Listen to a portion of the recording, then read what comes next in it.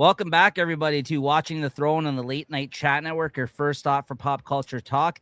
This is episode 102, and we're talking about House of the Dragon Season 3, Episode 3, Rhaenyra Triumphant.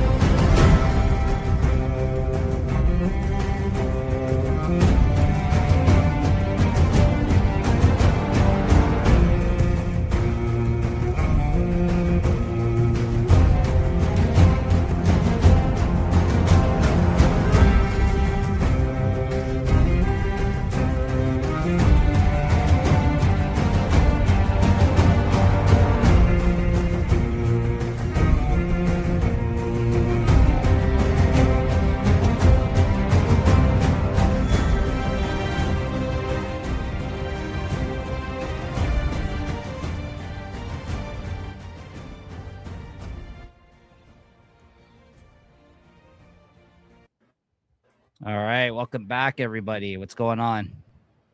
Not much. How are you guys? Good. It's one of my favorite times of the week here. It's been great. I always look forward to doing this show with you guys.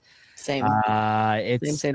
Yeah, this has got to ride this wave out here at this moment because I got to say, I mean, I feel like we've come out the gate praising, universally praising both the first two episodes, along with a lot of the other fans too. It seems it's been very positive so far. And I got to tell you, I right out the gate, I'm not even going to sit on this anymore. This comment. I honestly think, and I don't know how this is possible, but this actually might be my favorite episode of the season so far. Even with everything crazy that happened in those first two episodes, this just felt like classic Game of Thrones. This episode, like even though they've kind of constructed their own thing here, and obviously this is like different in some ways from Game of Thrones. I just feel like after dealing with all of the war stuff in those first two episodes and kind of getting the characters lined up where we needed them to be, seeing Rhaenyra's first day as queen and just like the tension build from her getting constantly thrown, all this shit her way during this episode amongst everything that was going on with the character. I just thought, and all of the intermingling between all of the people in the castle and all that kind of stuff. I just got to say, like, from start to finish, I thought this was like a riveting episode with like a lot of great dialogue, a lot of great character moments. This kind of reminded me of like classic Game of Thrones, like top tier stuff. I really, really thoroughly enjoyed this episode. That's a pretty high rating, yeah. I'm impressed. I'm surprised. I can see on where the House of boards and the House of Dragons board you sit right now. I can see where this episode would make you want to feel like where you're going to play your part. It was one of those. It was like a game. This one, and it sets a lot of key things into motion. I think we're going with this one, so I am hoping that it plays out the way I hope it plays out. I just felt like after like everything we said for the first two episodes, we thought it was going to, dip a bit with this episode and they were just going to move the story along. And they certainly did do that. But I just felt like they really didn't take their foot off the gas in my opinion in this episode. Still, I thought like the way that they even didn't even pay attention to certain characters in this episode. It was all basically just the Rhaenyra POV in this one of her dealing with like, heavy is the head that wears the crown. Like this is actually her now as queen. And she's walked into a shit show of problematic situations. 100%. And just to kind of see her navigate her way through it the way that she did as it piled up and the tension that kind of came along with it. And even like, the slowly you're starting to see it fall apart, like even like in not even like with the madness getting to her in terms of like her rage building throughout the episode, but even like even first day in, like the people that are going to be coming for your spot, like the deceivers around you, the people that you keep close, the people that you depend on. Like, I just feel like this was like this was just, I thought, perfectly executed when it came to kind of that whole scenario. Like, I thought, I did not expect that from this episode, honestly. Well, like her emotional state, right? In that sense, like, I mean, her emotional state stayed pretty calm and composed, even though you have a bunch of things going on around her. You know, you can see it in her eyes that she's thinking it through and trying to wonder who the fuck's against me, who the fuck's with me, you know, and where do I go? What would my old man do? You know, how did he teach me things? Like, you know, there's just a lot going on in her head without saying a lot too. Right? Yeah, and I just feel like I don't know if we've ever gotten this close of a self-examination of this. Obviously, we've had plenty of this throughout Game of Thrones, but like, not to this extent, not in this way. No, definitely and obviously not. A lot of these situations are unique, and we got to recognize the fact that she is a woman in these situations, because there is a lot of stuff that are unique even to what was her character was going through in this one, right? Yeah. You know, like, I mean, the period just being one of those things that kind of like, obviously. This is the icing, the cherry on the top. No, well, that's what I mean. I mean, like, just see her frustration even in that moment. Like, fuck, like, of course this is going to happen right now, like, to her. And I feel like, you know, I feel like even that situation, if not handled well, could come off kind of like forced or cheesy or something, like, oh yeah, she's a woman, of course, like, this is happening to her. But I felt like, at least, you know, I don't know, Christina, maybe you can comment on this. I thought they handled it very well. I thought, like, that whole scenario play out. Like, there was this whole part who got the tea and she didn't even want to drink it because she was getting the cramps and all that. But she's like, no, I refuse to, like, let this be an issue right now with everything I got going on. So I kind of like how they kind of even went about that, because I think, like, that could have been like a very eye-rolly kind of moment. I'm like, for me personally, where I'm just like, oh yeah, I think that's why she didn't want the tea. Right. I was trying to figure it out. Sorry. Yeah, that was my interpretation of it. I don't know. It's a good one though. That is.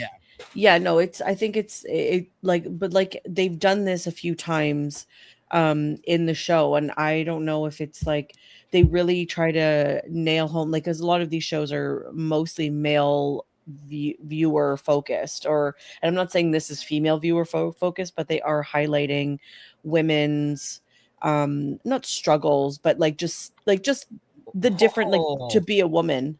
There you go. Best POV episode in the Thrones universe. I don't hate that opinion. I agree with you. Like, it's fantastic. I think it's fantastic.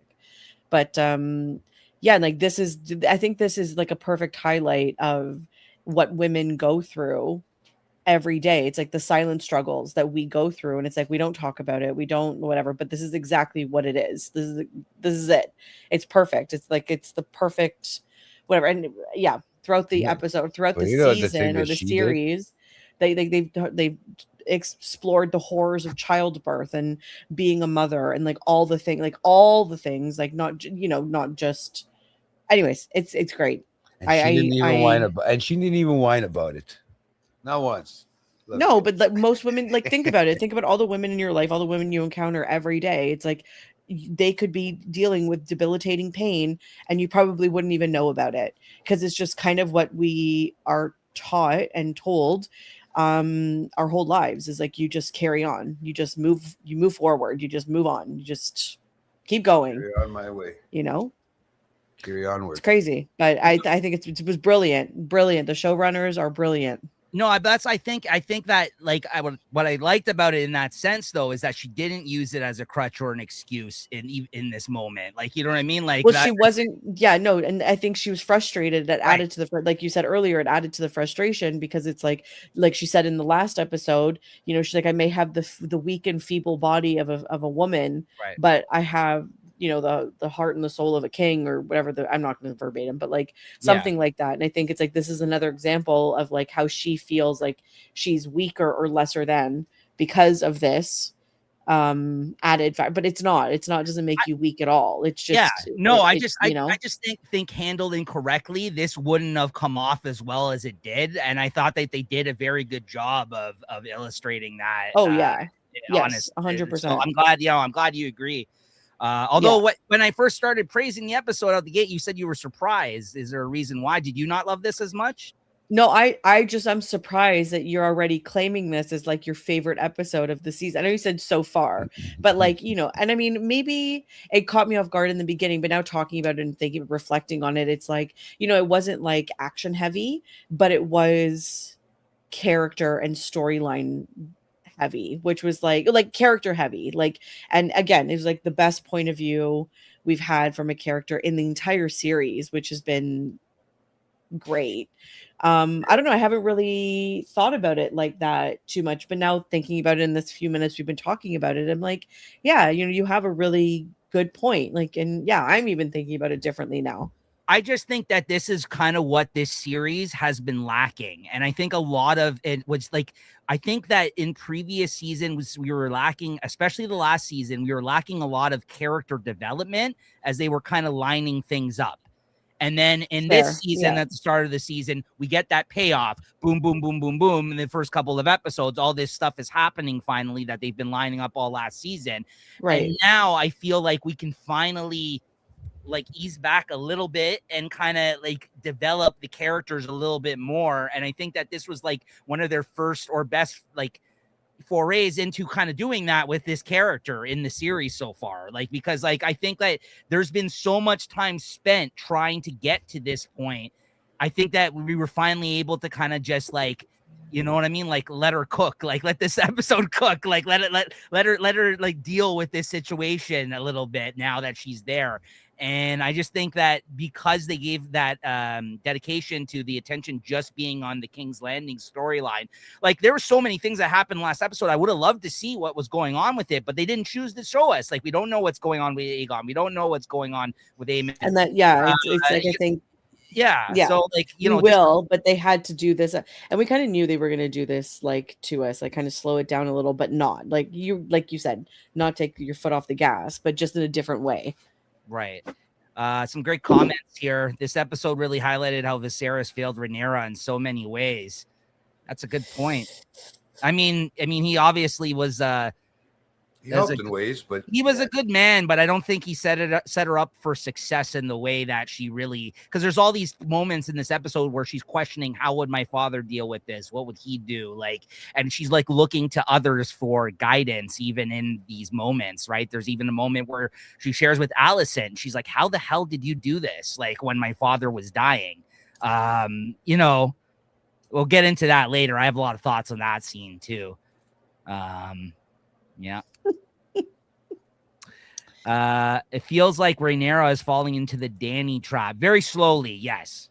I mean, the rage is building. You definitely see that like Targaryen madness, like kind of brewing under the surface. And it's like something's either going to snap her out of it or snap her fully into it. So it's like, which way is she going to go? Cause it's there. It's like right under the surface is bubbling. She is so worried about how she is perceived when she is holding herself back if she only had a ruthless hand like Tywin. Yeah. Yeah. No, she doesn't really have, you know, people like that. Like it's so his statement. That's something I'm kind of curious about here. Is anybody been assigned as her hand officially here? Is it? No. No, okay, they didn't do it. Think so. I didn't think so. Because she literally like stepped on the throne, and then this is like the immediate aftermath. Like this is the immediate like, okay, now what? What's his name showed up too at the end, near the end there. I didn't think so, but the one guy that was a hand there, what's his name? Yeah, is it Corlys? Because he's kind of acting as her hand in this episode. Oh yes, he is. Yeah, he's sorry. For the queen right has now. He always been because I think previously because he was out on the sea, that's why he wasn't able to kind of like. Is he officially? Yes, because he wears. She gave him the hand of the king. Baela gave it to him because at first I couldn't remember mad after Rhaenys died. Right. And but then Baela gives it to him. That's when they have the conversation. And he's like, well, you're now my heir. And then she was like, no, I'm of fire and blood. I'm not of salt and sea. Yeah. So she denies the like heir thing with him. But yes, he wears the pin. This is the problem with the 2-year gap, at least for me, because I didn't rewatch it going into this season. This is the problem with that. He is. But yes, you're like, so yeah, I totally skipped like over my. Well, that's because he hasn't really been around because he's been in the Battle of the Gullet and all this stuff. But yes, he is the hand of the queen. Yes. The question would have been, how did Otto do this while Viserys was dying? Well, Otto was pretty sneaky there. He kind of lined up. He got a lot of things in motion there too. It's true. I mean, he's the one that, let's not forget that he's the one that put Alicent in that position as well for her to get with Viserys. So, I mean, he kind of is the one. Jay, what any other? Sorry, go ahead, Christina. What were you gonna say? No, there's just some people that have that, like, that sneakiness in them, like that they can just be so deceiving and so cunning like that, and think like 12 steps ahead, and execute that like very calmly and very like, and there's some people who just can't. And Rhaenyra is, I don't know, well, I guess we'll see which, but she doesn't seem to be that way. She seems more soft like Viserys, or peaceful like Viserys, a little bit. Jay, any other comments about this episode before we get into it? No, I just see a lot of things playing out differently in this one. I see a lot of things kind of, I'm hoping that if I'm thinking right, they'll be put into motion the way that they're playing out. But I don't know. I don't know that far ahead, so we'll have to see it. Like this episode, I don't think they said anybody even died in this episode, right? So on screen. Brent with a hot take. Yeah, about Otto. Yeah. Well, about Viserys not having, it should have never been king, which, I mean, I don't disagree, but at the same time, it's a hot take. I mean, calling him weak is one thing, and that's what Daemon would agree. But I do think he was like, and the problem is like the characters that are the best, like the most good-hearted, are usually the people that are not set to be good are not the best rulers, right, or best kings, because it takes a lot more than that. But I feel like not. Well, look what happened. I mean, Ned Stark was the only good person in the first season of Game of Thrones, and he gets killed at the end of it, right? Spoilers. But like, if you're watching this and you've never watched that, I'm sorry. But anyways, but that's what I mean. Like, good people on the show, because I actually didn't really like Viserys, but whether or not that makes him a bad king because he you know what I mean? Like, he was weak or he couldn't do. I think he also. I liked Viserys. He was also following. Yeah, no, he was also following in the footsteps of like literally Jaehaerys the Peaceful. Like, so it's kind of like he couldn't have come in like, not guns a-blazing, but swords a-swinging, because he was following up on like a really peaceful king and the realm was happy. So it's like, maybe it just wasn't, he was just trying to keep the peace. Yeah, he was ruling during peace times. Yeah, we know that. But at the same time, I still liked him as a character, as a king. But did he have it easier than? Yeah, absolutely. He had an easy go of it, and in his hand, maybe rightfully so. That's why Otto felt betrayed. I mean, it should have been maybe going to the high towers after everything that they assisted with during that time period, right? So I get why people they have their own claims in this thing, right? That's what makes the story so interesting. Anyways, okay, so let's get into it. Yeah, that's fair. Let's get into it though. This is episode 102 of Watching the Throne.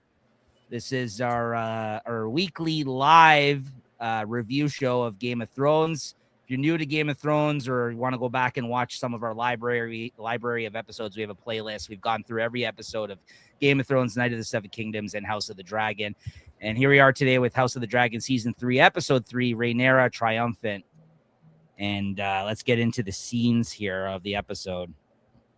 The episode opens up with an exchange between Lord Ormond Hightower, his army, and Daemon Targaryen. The end result being him pledging fealty to Rhaenyra and basically Daemon taking his hand Daeron Targaryen hostage, who he believes at this time to be. Of course, we find out later on that's not the case. Ormond is questionable about Daemon's claims, and so in the interest of peace, he submits in this moment.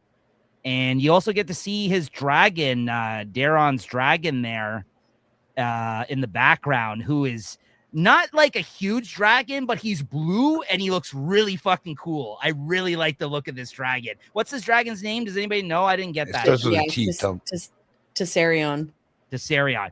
awesome looking dragon. Like he's just like sitting there chilling like this, and he's just like, like again, he's not like a huge, massive one, but like he's a decent sized dragon. Like I think he's, he's probably about the same size as what Jace's like Vermax was, maybe a little smaller, but yeah, he's about the same size as like Jace's dragon. I liked the scene. I thought this was a good scene. Weird in which way?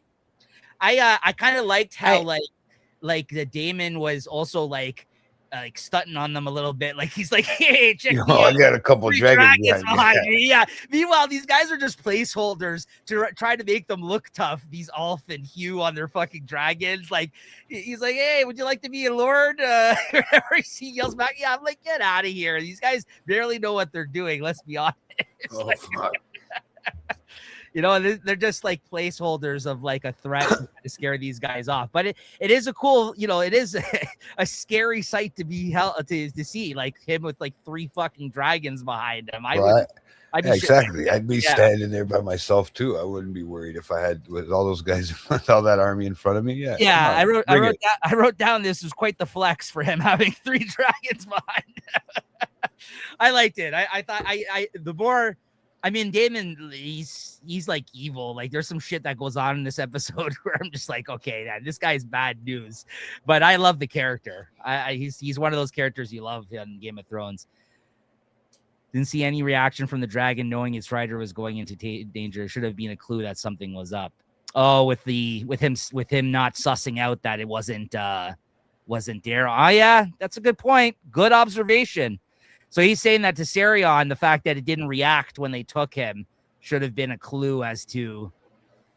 But this is the whole thing. My thing is, it's a weird fucking situation to begin with. This whole thing, they've never seen this fucking kid. He's related to them somehow, like because of Alicent's the son.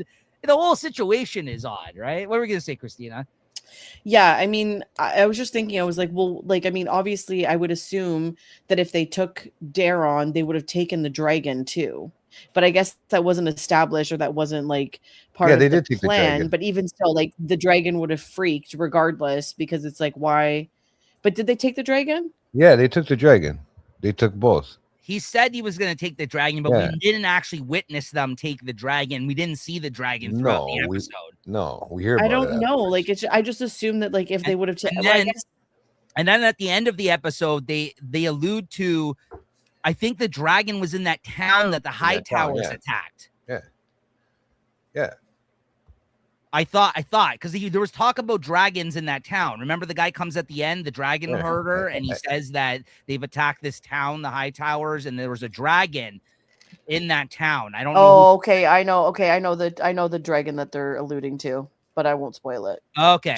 Starts with a T. Is that the one? Don't spoil it, guys. Remember, also try to keep, if you know any book theories, series from the book, try to not spoil them in the chat here. Oh yeah, he said talking about the show strictly. Yeah, I thought the little one was for. That was Daron that Tessarion would have freaked out. Yeah, there you go. Nice looking dragon in the scene. He reminded me of a dog, and I loved how Daemon delivered all his lines. Also, I didn't actually pick up on that about him acting weird. But of course, I didn't think of it because by the time we got to the end of the episode and they revealed that, I was like, well, that's interesting. That this is this was. I thought that was a cool ending to the episode as well. I'm like, she's so confused. Yeah, right. Brent said they didn't take the dragon from what he's. Yeah, that's true. Like in what he was saying about Sea Smoke and he kind of just said like, I can't have him gallivanting out here with his dragon or whatever the hell he said. Daemon. Yeah, right? Of course, but it's like it just kind of, and I guess like nobody else would be able to ride the dragon, so the dragon would be useless to them in war. But like it just seems like why wouldn't they take? Anyways, maybe I'm just on a point that like doesn't matter right now. I thought it was implied personally. Okay. But yeah, I thought so too. Yeah. It could all be wrong, right? We didn't see any dragon. I also kind of love, like, I know you just whatever, but like I love that this was like such a cold open. Like we've never had a cold open to the show. We've always had the intro with the music and the whatever. Like we've never had a cold open like this. So I thought that was also really cool. Like when they started the episode, I was like, what? I'm like, no intro. I'm like, uh-oh. What does this mean? Somebody's gonna die. No, but it didn't happen. Yeah, I would have taken the dragon too. It's a sick looking dragon. I mean, what was more important at this time, right? I mean, obviously they're going to use Daron to their advantage too, being Allison's son. Or I guess, like Damon had mentioned, he was next in line possibly to take her spot. So it was a problem to begin with in that regard, right? So, but yeah, quite the swerve at the end of the episode. You gotta keep cutting down the bloodline. Fuck, it's crazy, bro. Just take anybody who goes into that chair is gonna take off the heads of anybody underneath that wants to come for it. It's awesome. Good quote here from Damon here. He's like, well, the queen in her wisdom offered you clemency and your army with you. Only bend the knee and swear your allegiance, and you may return to Old Town and live your lives in. And he does this like hand thing. He's like, peace. He's like, whatever you guys want to do, you go live in peace. I don't give a shit. I like his hand action there. He's like, whatever. Like David doesn't give a shit so much about any of it. He's got his own game plan. Well, he doesn't like politicking. This guy doesn't like politicking. As we know, he literally says, I want to be a god to these fucking people. Fuck these people. We should be ruling over these people, like he says later in the. That's why I said he's evil. Like I'm like kind of that huge complex. Illusions of grandeur. Yeah, like that's I mean that's his problem. He wants all the power, right? So yeah, 100%. Got 6 dragons. Fuck, wouldn't you? Yeah. Well, that's what he says, right? Yeah, he thinks he looks at dragons as the absolute power. Yeah, exactly. Rhaenyra is standing there in the next scene, reminiscing of her father's time as king, looking a bit overwhelmed. As Damon sits on the bed saying they should have incinerated them all. And Rhaenyra disagrees, saying how she should do a good job after all the faith that her father had in her. Rule as he would have wished, she basically says. So this is kind of starting. She's trying to live up to. She's trying to figure out her old man. Yeah, she's trying to live up to his name and his legacy, but she has to forge her own path, it seems like. Then her day starts. She's talking about needing a proper ceremony to swear her in as queen. Daemon introduces her to who he believes to be Daron Targaryen in this scene. We've not met. She says, I'm your half sister. You've flown under service of her brother, the usurper. What do you say? Kid says nothing, just stands there. Rhaenyra questions him about what Ormond knew or about Aemond and Aegon's movements. He continues to say nothing. So she says to put him away in a chamber as a Hightower banner falls in the background. That's another thing about this episode that I thought they did really good. There's all these things happening in the background, whether it's falling banners or rats scurrying around.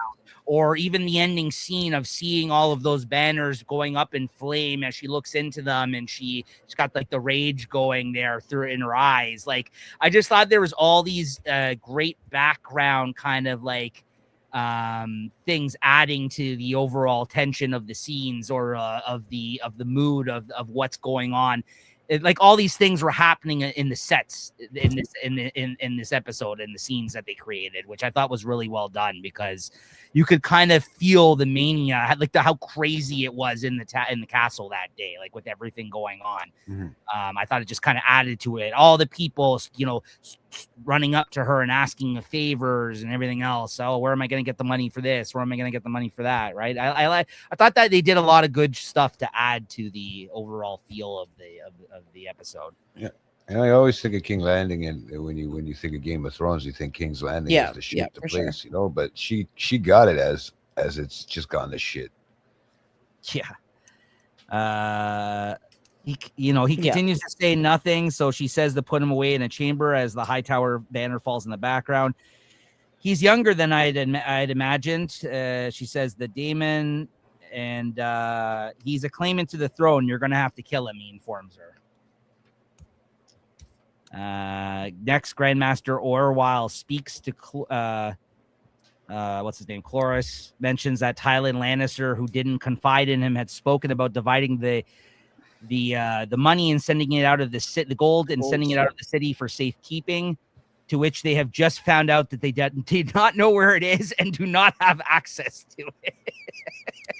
This is quite the bomb. Because again, I love when they focus on like funding in the show, because it's just one of those things I feel like we take for granted as viewers, and like it's lazy writing when they just have unlimited money, and we've learned to think that way of people like the Lannisters on this show. You know what I mean? Like, they've also played around with that idea in Game of Thrones as well, though. There was times where there was financial trouble, even with the Lannisters towards the end of during Cersei's rule, right? No, but it is totally interesting, like, to think about, because it's like, even just thinking about like Daenerys, for example, like, where did she get her money to like live how she lived and dress how she dressed? Like, it's like, well, how did that happen? Like, I know she took over a lot of things, but like, where did she get her money? She was with Aquaman, don't forget. Yeah, but he was like, he didn't have money. He lived in grass huts. Yeah, he's Aquaman. He's Lobo. He's Lobo now, actually. Sorry. Yeah, sorry.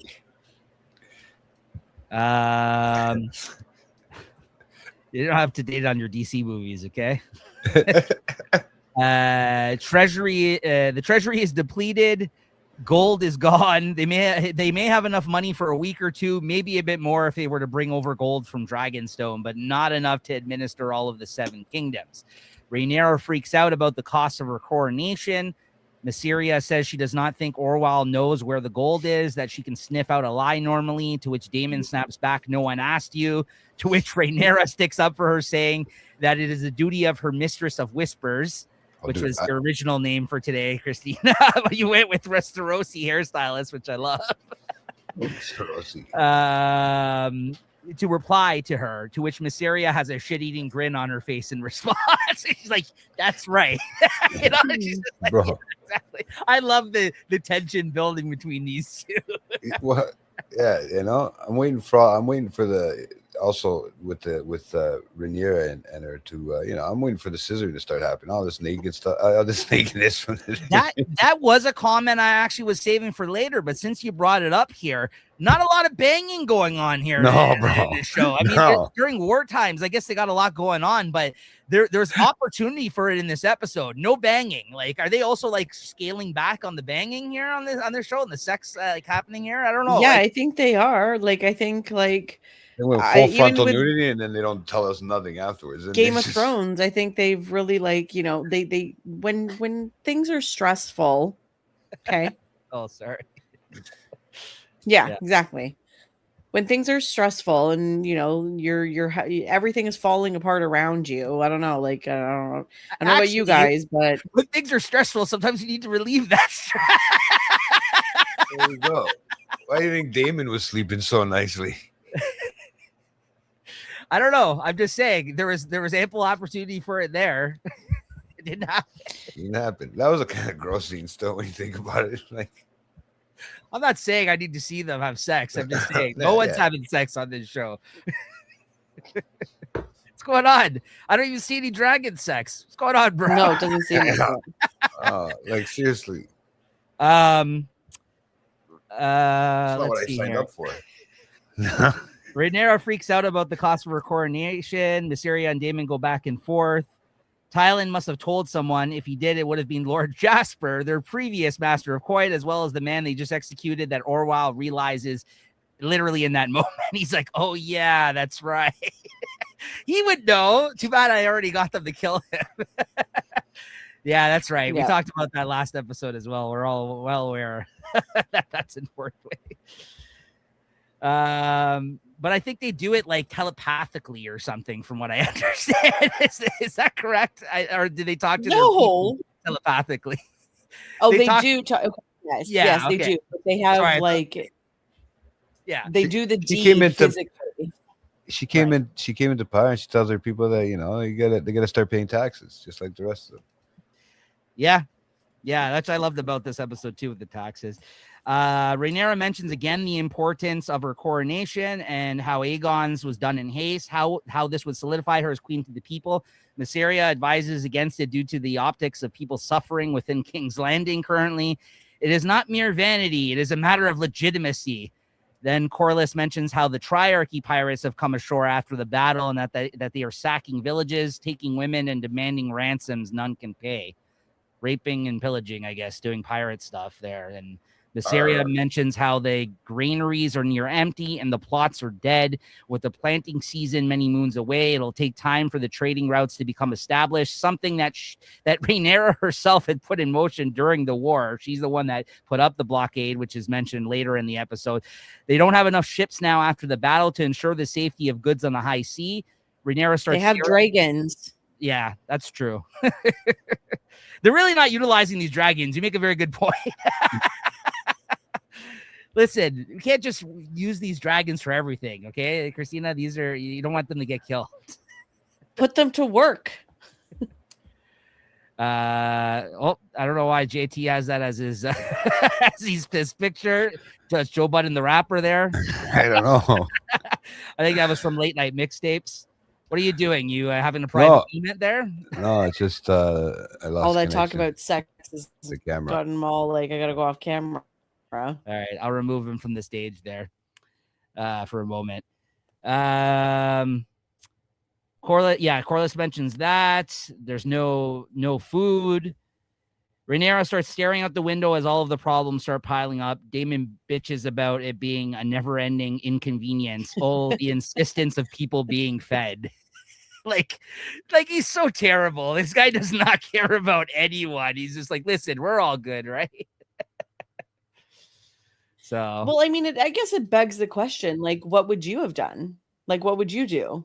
This is a shit show of a situation. I don't know what I would have done, honestly. Like, I mean, the fact of the matter is, they're just trying to make up for the fact that she doesn't have a small council at this time, and kind of like as they've been aiding her this whole up to this point, they're just stepping in, in this moment and walking into this situation themselves as well, right? I think that sometimes you walk into situations that are like you didn't expect like this, and you try to deal with it the best you can, right? I don't know what I would have done.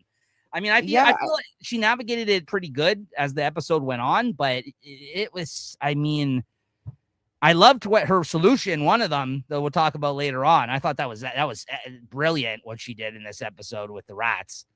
So, okay, we'll get into it. So send a raven to Casterly Rock. If Thailand hid gold there, they will hear from Lady Joanna. Send all the great houses their queens demand tribute. Remind them who commands the realm. Yeah. She basically, that was smart. Like, that was like, okay, that made like, I am in power now. Yeah, that was something that was smart. I think, you have to establish yourself. Like, so, okay. Corliss asks if she will be bringing over her small council from Dragonstone, and how she believes, and she says that, she believes that they betrayed her. Yeah. So she's not really rushing into doing that. She asks, where is Aemond? Yeah. Orwell mentions what he did at Harrenhal, and then he disappeared. Daemon looks on worryingly, mentioning how there was a maester of sorts there at Harrenhal. A maester of sorts. Even though he's talking about, obviously, that witch. Alice, yeah. Basically, that Maester Orwell says he has no knowledge of anybody, Maester there. She wants Daemon and Sheepstealer found. They are the dangers. I love how she said, they are the dangers. So she says that in this scene. I like that quite a bit, too. Says to send Bela to report sightings starting at Harrenhal. Says to offer a bounty for the capture of their riders, which they are quick to mention they do not have money for, to which Rhaenyra is insistent and very flippant. She's like, they will find one. Better yet, to the slayer of Aemond One Eye, I will grant Harrenhal itself. I have no need of it now. All the Riverlands are mine. She didn't do that laugh, but I love that. That's exactly how I envisioned like that. Yeah. In the internal monologue. She's like, I don't give a shit. Give him Harrenhal for all I care. I own all the Riverlands. I thought that was just very, like, if she just did a little chuckle after that, that would have been great, I thought. Yeah, pretty much, right? Come on. Oh, there you go. Joe Budden's back. Is that what the JT stands for?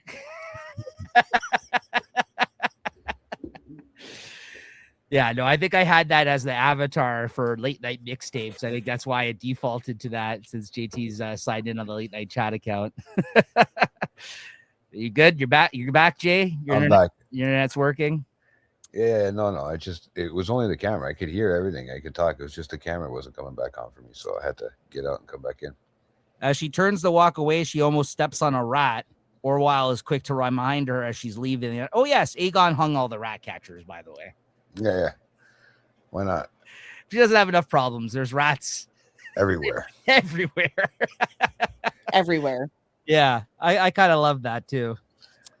Sir Largent says that his duty is with his men in the city. Is it Largent? That's his name, right? Largent, right? Luther I think it's Largent. Yeah, I think it's Largent. Says that his duty is with his men in the city and not as her protector. Says that she should appoint a Queen's Guard as a matter of urgency. She says Daemon will be useful in appointing someone. As she is walking through the halls, people start to run up to her to report issues, one being that candles are now in short supply due to rats eating through them, and that they must request a new supply or sit in darkness.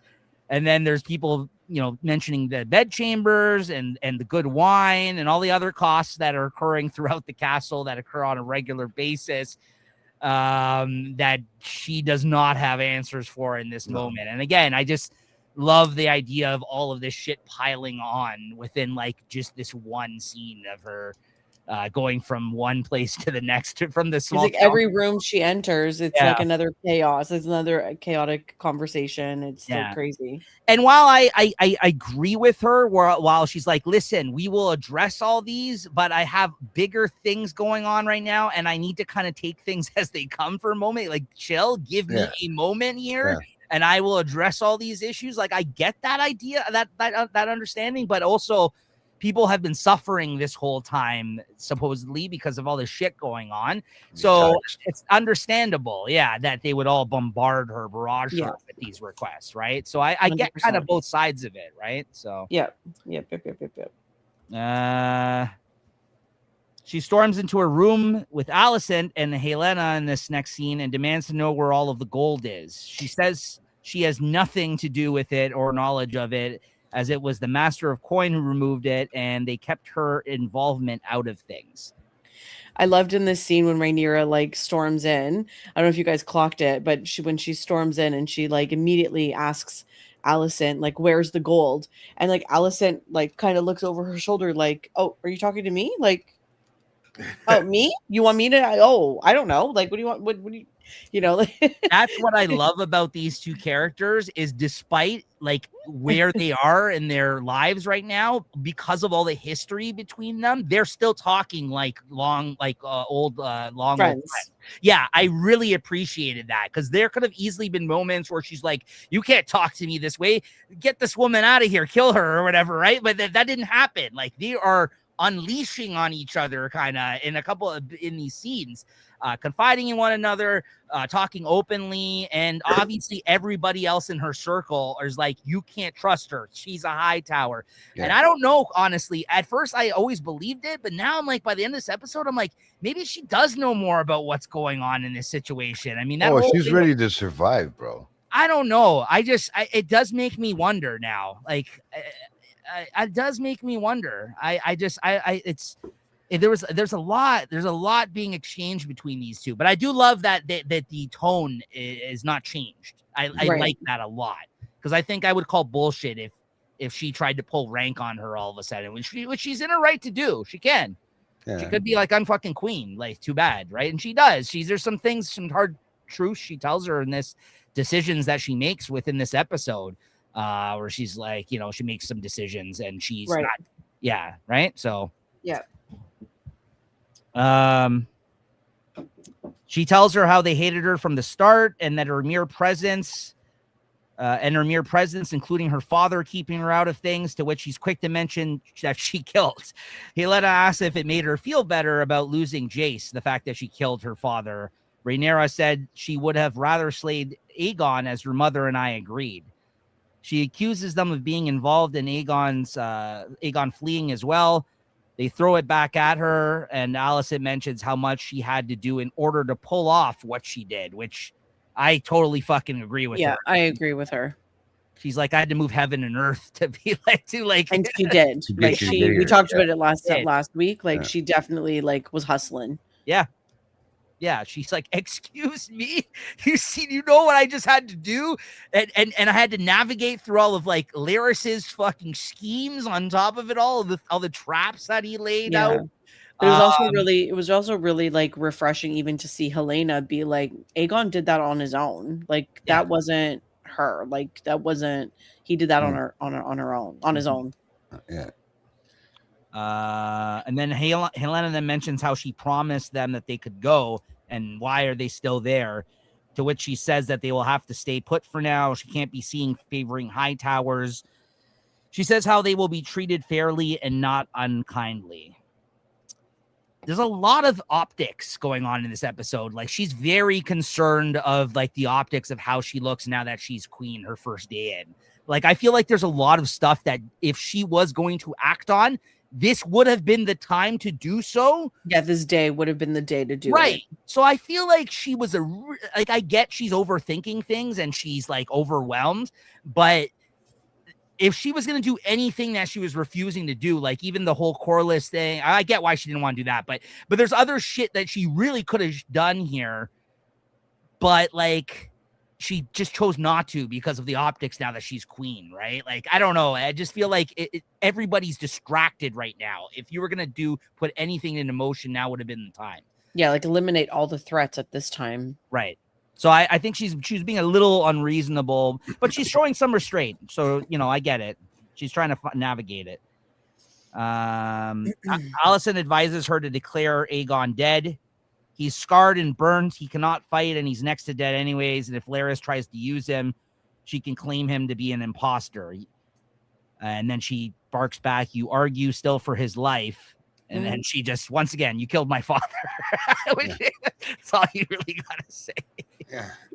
That's, again, I love the exchange between these two. He's like, "You killed my father." It's like, oh, yes. Well, I did do that. Yeah. She's thinking in her head, well, you were banging mine. Yeah. Rhaenyra. Fucking mess. Oh my God.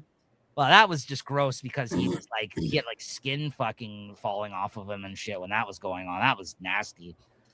Rhaenyra kind of kneels over to the side with her kind of heaving, looking down at a table.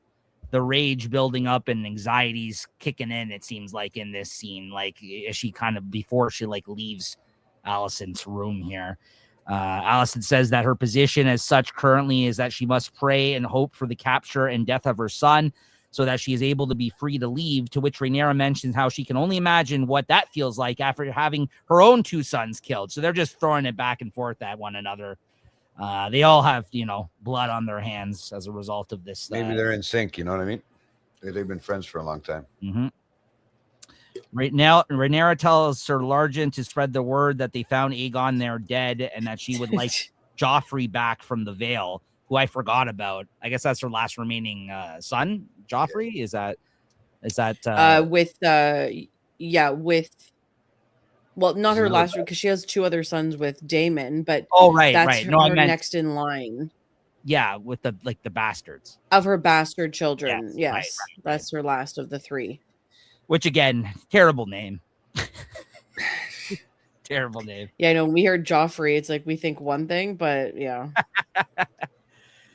And I forgot, but apparently that son was named after Laenor's like gay lover. You know that guy that he was like hooking up with. His name was Joffrey. Which he is still in fucking play. Let's not forget that he is still out. But he's not coming back. He's not. I'm just saying you don't know that. Wild card. He's not coming back. I don't think he's coming back. It would be so complicated if he came back. Like, I don't know. That sounds wonderful. It would be so complicated in a show full of complications. It wouldn't make any sense. Like, I mean, like, why would he come back? Like, it doesn't make any sense. Like, storyline, like, why? I don't know. I don't know. I'm just saying, on Game of Thrones, unless you see the person die or something. I know. They're always in play. They're not off the board until I feel like Jay knows. We talked about this a lot while watching. And even if they do die, they're still in play. Yeah, that's right too. Well, we know that to be the case. Like seriously, really. Yeah, so she says he's next in line. He must now be raised as her heir. Mysaria questions why she continues to trust Alicent. She tells her how she is troubled that they hold her son Daron currently there with them and that she is not aware of, and that he hasn't committed the crimes that Aegon or Aemond have, and why shouldn't she kill him like her sons were killed? She then has a vision of Jacaerys walking through the hall as she's talking to Mysaria there. Any comments on this scene? No. No, but I think it's just because then I think I saw something that's like, in that moment she's having a moment of peace and clarity and calmness, and then she sees Jacaerys, and obviously it's not him, but she's having visions of him, and I've heard oh, maybe that's the madness kind of brewing, because right after that she's immediately rage filled and grieving, and I'm just gonna kill them all. Why don't I kill them all? So I think it was a great scene to show how she can both be how she's both calm and cool and collected, but then also the paranoia and all of that is also there too. It's yeah. Anyways. No, good points. Good points. She asks about the lady in waiting, Alinda Massey. Mysaria tells her that she is now in the city, serving them well, and she says to send for her and for Mysaria to have the staff quietly questioned and to basically suss out anyone who pledges allegiance still to the High Towers, and that they must be replaced as soon as possible. Yeah. Which makes total sense. That we would definitely do that. That's 100%. That's move number one, quite frankly. You're I can't have deceivers here, pledging allegiance to the High Tower. Still get them, flush them out. Rhaenyra meets with the High Septim of their church, and she says that she must forego a coronation for the time being, but that she still wishes to be anointed as queen in front of the people of King's Landing. Now, before I get into this, I did just want to I want to ask you guys, because I have a tough, bad memory of this. When Game of Thrones happened, and remember that there's a whole thing with Cersei, basically, when the church and state where they kind of take over there for a while, and she loses control and of her position and everything, because she lets the church in. Was that during a time where the church is no longer associated with King's Landing that happened? Because obviously what you're seeing here is maybe that kind of teeing up right this moment for the fact that he says, don't turn your back on the church, even though they're basically, is that the case? Yeah, because I think clearly Targaryen faith does not mix well with whatever their religion is here, Catholic or whatever the fuck it is in the Game of Thrones, right? Yeah, it's the House of the Seven. I think this gave me the impression that this was the fall or the breakup of the relationship between the crown and the church, or the church. The religion. And when they came back in Game of Thrones, that was the invitation to come back. But they hadn't been involved as heavily. They still exist, but it's outside. Yes. It's not representative of King's Landing in any way. Yeah, it's kind of not really, but kind of when Henry VIII denounced the Catholic Church and created the Church of England. But instead of creating the Church of England, or another church or another sect of religion, they just don't have anything. The crown is not affiliated with anything in particular. Yeah, exactly. They're not pushing it on anybody. They're not claiming to be underneath this religious faith.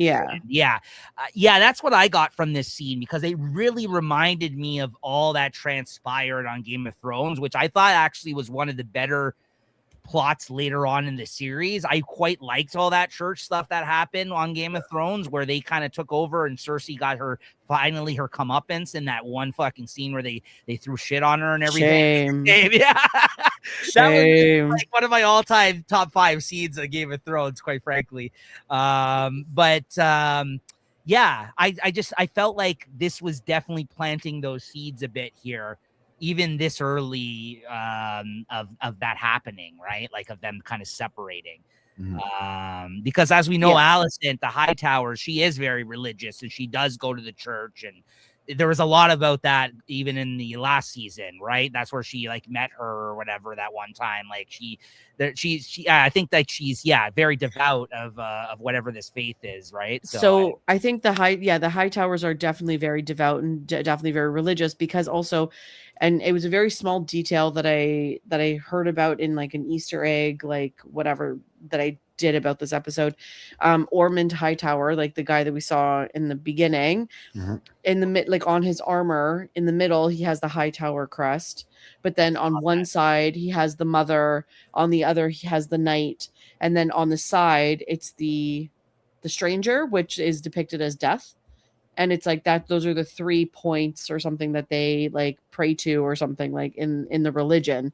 So it's like on his armor, as like just another thing that like to solidify how deep their faith is. Right. Very interesting. I didn't know that. I saw that there was some interesting designs on his armor, but I didn't take note that that's like in relation to this. Okay, interesting. Yeah, and his he on his sword, he has a knight engraved on his sword. Yeah. Okay. Yeah, so I really like this stuff. I like when they kind of explore the relationship of this stuff. This High Septon fucking pushed back. He was a bit of a prick. The High Septon is very reluctant and refuses, as it cannot be done, for the reasons being he has already anointed her brother Aegon some months ago, and he has no proof of his death. He's careful not to call her a liar when she basically says, "Are you calling me a liar?" But since there is no proof of remains, he cannot do so in good faith. In case there is an error of some sort, Rhaenyra is quick to mention that she is her father's heir, and the gods themselves have deemed it so, which is my favorite way to win a Game of Thrones argument. But you're like, well, the gods clearly wanted this to happen. They gave us dragons. It happens so many times on this show where it's like, well, if the gods wish this to happen, then it's going to happen, right? Like, but it happens in life. It's just like, if it's meant to be, it's, because it happened, it's meant to be. Like, it's just, like, you don't say it like in that way, but you say it in different ways. Of course. But like, even on the Night of the Seven Kingdoms, that was discussed a lot, right? Like about his like position. They really use that against him in Night of the Seven Kingdoms, where they're like, well, listen, you're going to survive this if the gods wanted it, but if they're putting him in like the worst fucking position. But they have to believe that some god above is going to be like, oh, hey, to save this guy. This is not his day, right? So I just think that's interesting. And obviously that's like Christina said, that is something that exists in life too. There's having faith and stuff, right? So but they just like to throw that out here as like a way to win arguments, I find, on this show. He admits that has happened, yes, but how has it happened? If he has not willed it, she contests. She mentions her vision of a dragon coming to her in her greatest need. And basically in this scene, she like grabs his hand, to which the High Septon very angrily mentions that his gods do not deal in dragons, that they are magic created in darkness and pride and lust, and they destroy, but they do not create. No good will come of them.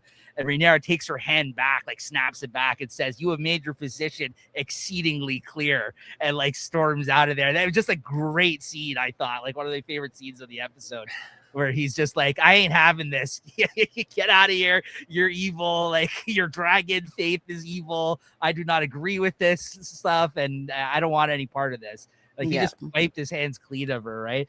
And as she's walking off, the High Septon mentions to her not to make an enemy of the faith, and how it comforts and binds together your people, underestimated at your peril. So again, just a foreshadowing. Control the masses. There you go. Well, listen, and it's true. Religion and faith, like, people do find comfort in that. Like, he's right. So like, but he's trying to force her hand by saying, like, you're not getting rid of us, don't you think so? Because your people will turn on you if you get rid of us, kind of like he's tiptoeing, but he is like he's threatening saying her. it very, very intellectually, really. Oh, of course. But I find that they both these characters have been, even on Game of Thrones. That guy was conniving. That guy that like, took over everything under the under Sparrow. Cersei. Yeah, I mean, he was even like, He was like somebody who was like under the guise of being religious, though. He was like almost like a cult, those people that came in. You know, remember Yeah, that? well, it's just like, in every religion, there's like this super zealous, like right wingers, like, they're super, super, orthodox, like. So I think that it's very extreme. Yes, very, very extreme. That's what he was. Yeah, that's definitely what he was. Yeah. Corlys sits down for dinner in this next scene with Rhaenyra to reveal that Adam and Alan are both his bastard sons that he didn't claim as his, that he had with a woman shipwright on his earlier travels, and how he was ashamed and how he dreaded grieving her Aunt Rhaenys, his wife, who showed him grace before she died. I know, Christina, you're gonna have a lot to say about this, so let me just finish this part out here, because I'm sure you have thoughts. She acknowledges this and how she didn't see it previously, but does now, and how many lords have mixed noble and common blood in the past, and she will not get in their way, and thanks them for what they have done for her as of recently, after Corlys has mentioned all they have done to show themselves worthy now. So, Christina, I know you have thoughts on this on the Corlys plot line in this season. What do you think of this? Father of the Year, right? I saw something again. I can't claim these exact words, but the feelings are the exact same.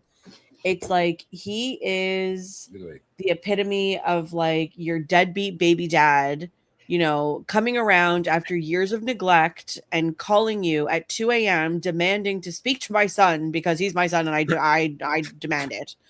And it's like, no. I understand you have nothing and you haven't paid child support in like 25 years or however the fuck old they are. You've lost that right now, though. Yeah. And it's like, okay, I can appreciate that you want them to have your names, and I can appreciate that you have nothing and your house is burnt down and you're living out of your car and all the things. I get it. But like, yeah, like we have bigger fish to fry. And rude, you have fucking heirs, my son Joffrey, number one. You have your granddaughters Baela and Rhaena. Did you forget about them? I forget about that. Forget about them.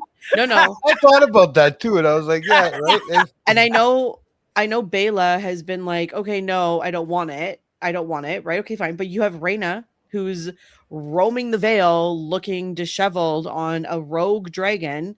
Like, why don't you ask her if she wants to be whatever? And it's like, it's just again, it's like we're trying to put a queen on the throne, but yeah, you're totally dismissing another woman in line to be heir of your... Because, Christina, due to recent events and how impressive these young lads have been, he's gonna make him his heir and move him up the totem pole.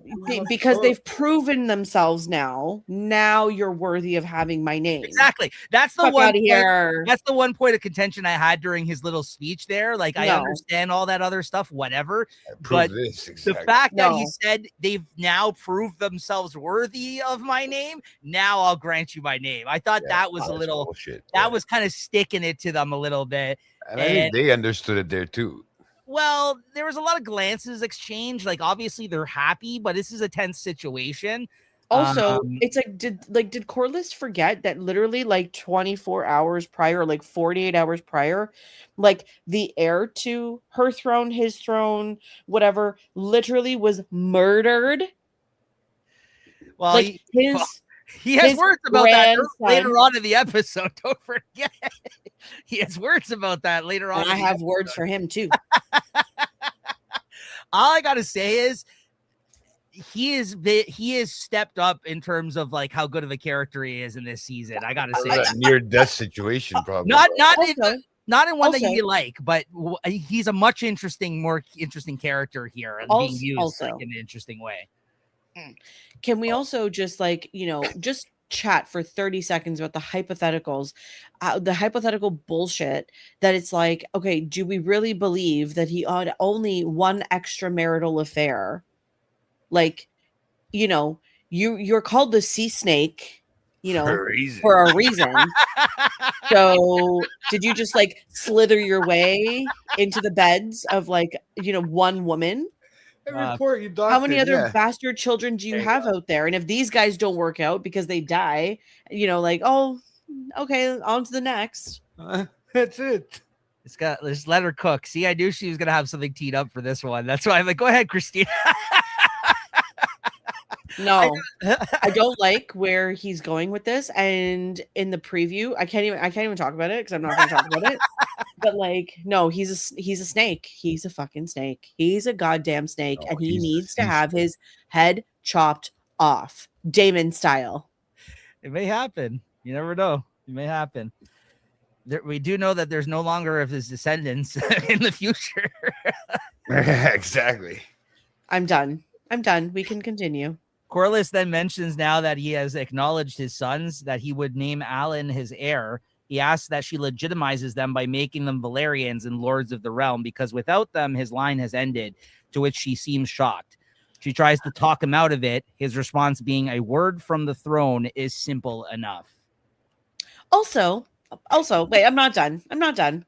Also, she didn't say never. She just said, not right now. Yeah. She just said, not right now. Like, let me just simmer on this news for a hot second. Let me just, like, what's the rush? You don't even have a throne or a house or a seat or anything to like stand on right now. So like, just chill, just relax. We're here. We got some things to do. We got to establish ourselves, like just chill for a hot second, please. No, you're not wrong. You're not wrong. And also like, he's waited this long, right? Like years of complete disregard. But again, and we got to think of it this way. Yes, Ashley, like, can I feed the people first? Yeah. We got to think of it this way too.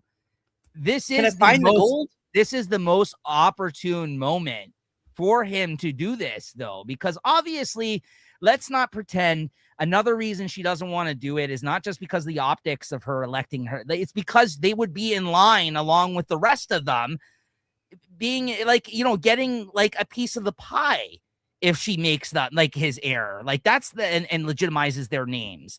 They've already worked themselves and made additions into them being into the family. Did you not think of that? Because unless I'm mistaken, that's also an issue, right? Like I think if they are of Valyrian blood, because of all their ties between like their families and all this and that, like I think that just complicates things even more in terms of like oh, you're talking about like, well, because they have like the blood of old Valyria in their bodies, but that doesn't mean that they're Targaryens. But it does beg to question, like, why does Adam get to ride a dragon? Like, how does that work? Right. And not only that, if he puts him as his heir, let's say he gets killed, then what? He becomes her hand. You know what I mean? Like, there's like all this like idea of like, I mean, I guess it's up to her to appoint a new hand. It doesn't necessarily mean that I don't think that's how it works. But it's just another. But that's what I mean. I think it's just muddying the waters even more for her at a time. Like you said, it's not good. It's not a good time. Like this is but I think like, it does mean something is what I'm saying, not only for their sake and for his apparently now. I think they're in line to get stuff as a result of this upgrade in their name is what I'm saying. Well, yeah, I mean, like, I understand, and also like they're coming off this huge battle. He's feeling happy, he's of this, like, people do this all the time. They don't read the room because they're so happy. They're so internalized in their own like program that like they're not seeing the bigger picture because they're just so like, we're having a great dinner and everything's great. I'm just going to ask the question because why not? It seems like a good time. We're having a good time. Dinner's going well. We just won a battle. It's all good. Let me just ask the question. And then he asked the question and she obviously has pause and he didn't like the answer because he wasn't expecting the answer. Right. Yeah. No, you're right. I mean, I think it's an interesting scene. It's a good scene. Obviously this is not the last we're going to see of this because we even get more on this later on in the episode, but JT still continuing to have some internet issues. That's okay though. He's back with us here, but yeah, it's a good one. I think it's be interesting to see where how this plays out, honestly, because I think that he seems very She did not do right by him, according to him in this episode, right? By like, you know what though? Yeah, we'll He get needs to to that. kick rocks. Yeah. All right. Didn't miss much, Jay. I just ended on that conversation. Yeah. Okay, no. Camera had an update, I think. I'm still enraged. Rhaenyra encounters Bela in the hallways literally right after this and says nothing to her. She walks by. She's hating on that whole line now, that Fair. whole family. In open-toed shoes. She then walks around the middle of the night until she finds her way to Daemon's side in bed in his room as she lies beside him in his embrace after she can't sleep that night. Jay didn't get it on this scene. Were you disappointed? No, it was just creepy too. I mean, just thinking about it, like Her uncle. Yeah, she needed. Yeah. And, you know, Uncle. yeah, he was just chilling. You know, he's like, yeah, she still had to snuggle into him. It's like, what do you do? It's like, kind of nice, you know, like husband and wife back together again, finally lying down for the first time in like probably 6 months. Uncle and niece. Yeah, well, they're husband and wife. Let's also remember that. So yeah, that changes the fact. Well, you know, like. She then meets with Linda Massey in this next scene, who prepares her for her unveiling as queen to the people and for them to voice their concerns. She doesn't want to wear any jewels, questions bringing the sword out with her to help her image. She says that it would send mixed messages of what she's trying to come off as, which is strength and readiness. Linda suggests a chain, and then Rhaenyra realizes that she has just begun her period, to which she goes to grab some cloths for her, but she is pissed off, yelling, fuck, of course. You know, this happens now. Out of everything. Yeah. Despite their disagreements, he's still the one person she instinctively turns to when the weight of the crown becomes overwhelming. Yeah, there's something at the end I have questions about, though. Do you, Jay? Mm-hmm. Yeah. The first concern is how someone's trade is a weaver in wool, and they have a great shortage in fleece due to dragons taking off with and eating all of the sheep, which we have heard about this problem, I think, in previous seasons as well as this being an issue.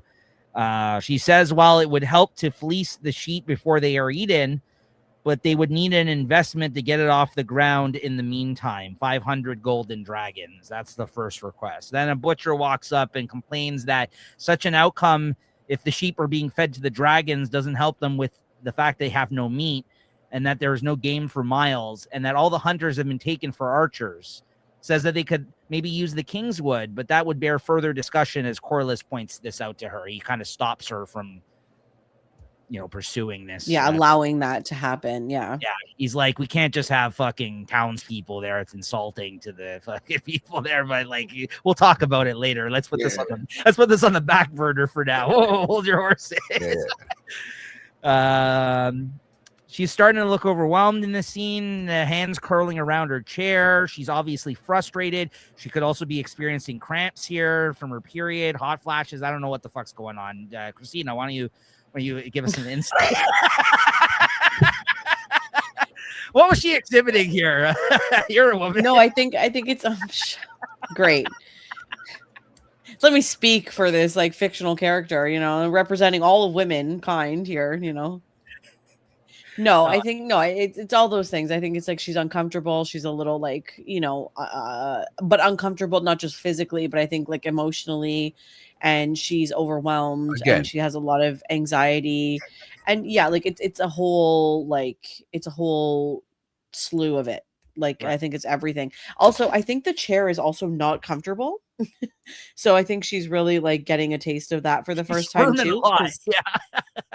Yeah, I think it's not a very comfortable chair. So I think they well, last episode she's just sitting on it sideways. She like sat on the throne. So yeah, but I think that was like an intentional like pose, like she's stunting on the, yeah. But apologies about JT here, guys. He's going to be in and out as he figures out his IT issues over there, but we're good to go. We'll continue on here.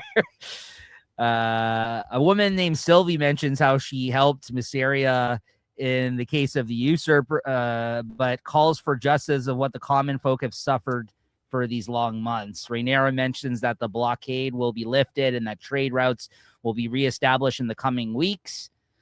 Sylvie says that is not the only problem, but that the rich and noble lords bought up everything they could for their storehouses and left the poorer folk with nothing as a result. It is the way of the world, she says. The highborn take away everything and put it aside as the lowborn starve. What will she do as someone who came to power as a champion of her people? And she's clearly troubled by this news. And as she kind of is in shock of this admission, we see rats running around the throne, like literally scurrying around the side of the Iron Throne, which I thought was a great shot.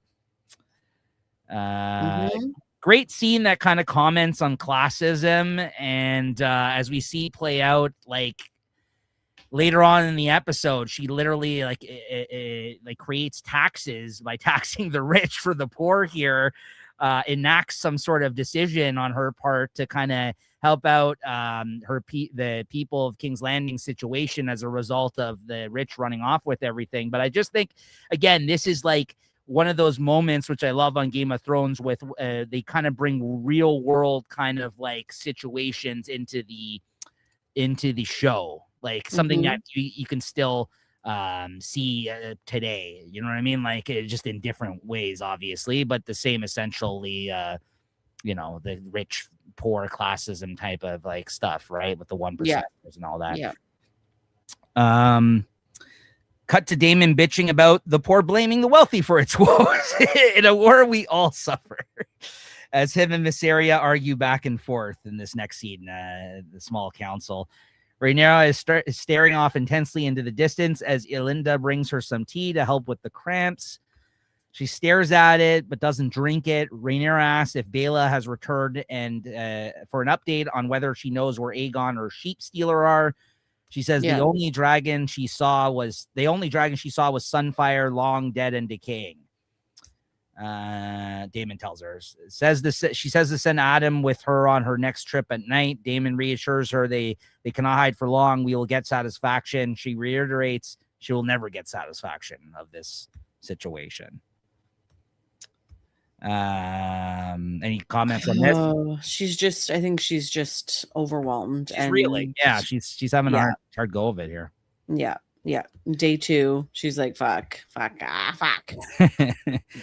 Mysaria and Daemon continue arguing about the townsfolk request, she asked Lord Corlys to weigh in on the issue, who has since gotten up from the table and is like pacing behind her. And he says he defers to his queen. And she's like fucking useless. Like she's like useless. Like it's so true. But I feel like my interpretation of this here was that he's deferring to her because he thinks this will please her and therefore he will grant his request. That's what I got from this. No, I think he's being a petty bitch. Oh, okay. So he's upset that she hasn't granted his request. Yes, I think like as hand, you're supposed to offer an opinion because you're supposed to counsel the queen. Yeah, you're supposed to counsel the queen, the king, like whoever you're, whatever. And it's like you should be free to speak how you want because like they've appointed you hand. So like they're going to take your advisement into consideration. So whether you're not telling her what to do, you're just advising her. She's asking for your opinion. Give her your fucking opinion. Yeah, I like your answer better, your interpretation of it. Yeah, he's being a dickhead. Yeah, I think that's true. That's correct. I think that's probably more what it was. I thought he was maybe just trying to but she was clearly frustrated at it. So maybe he wasn't trying to please her by just going along with whatever she wanted. She then says, you're useless. She's frustrated. Mysaria asks what her father would do, to which she replies, a banquet. And she kind of gets an idea here in the moment. She meets with Ulf, Hugh, and Adam. She asks how Ulf will style himself. By the way, was this phrase ever around before? Or no. Okay. I was very confused. I thought they were talking about actual style, like fashion. I thought it was like the look of like him as a knight. Yeah, like what is he gonna look like? And then because I was like, okay. And then when he said Targaryen, and she's like, absolutely not. I was like, well, why? Like, why? He's a soldier of yours. Like, why not?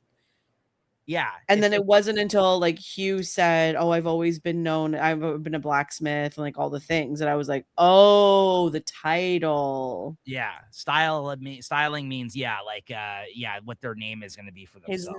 His knighted name. And like I was trying to think, even in the Knight of the Seven Kingdoms, like, was that ever mentioned? Like, when they knight. I don't think they use that I term. I don't think they did. Right. So this is like, at least if you guys have heard it somewhere before on the show, let us know. So basically, Ulf comes up with the name. Yeah, she says absolutely not to his Targaryen request, which I thought was hilarious. Like, we do not want you associated with us. He comes up with the name White because she is not to take into Targaryen. Ulf the White. Hugh goes by Hammer because, like you mentioned, he's a blacksmith. And then she gets to Adam and basically chooses for him and calls him Adam of Hall, which, of course, is an insult at this moment in time because you could tell she is not giving him the request that Corlys has requested up till now. No, and it just highlights, I mean, if that's his knighted name, that just highlights the fact that he's a bastard. Because and that he has no claim to any Valyrian roots. Yes. Yeah, so it's like a double dig. Like I don't know, like, yeah, that was I mean, listen, I get the insistence of not wanting to do it possibly right this moment, but also, yeah, it was kind of, I felt bad for him because these guys are good dudes. I like both of those guys. Like, so the fact that they're kind of caught in the middle of this family drama that they never asked for is kind of shitty for these guys. How would you guys style yourselves if you were being knighted? I'd say JT would be JT the bearded. Oh, JT, you with us over there? Yeah, there you go. Yeah, I'm here, bro. Experiencing some lag. Maybe you might want to reboot your computer. Give it a quick reboot. Yeah, I think so. Go for it. We can continue on if you want to give it a reboot. Yeah, go for it, man. Listen, that's the unfortunate part of doing live shows. Christina knows all about that. Let's knock on wood. You've been good this season, but I hope so. I kind of feel like I'm lagging on my end, but no, you're okay. Night of the Seven Kingdoms, there was a whole episode where you dropped out as a result.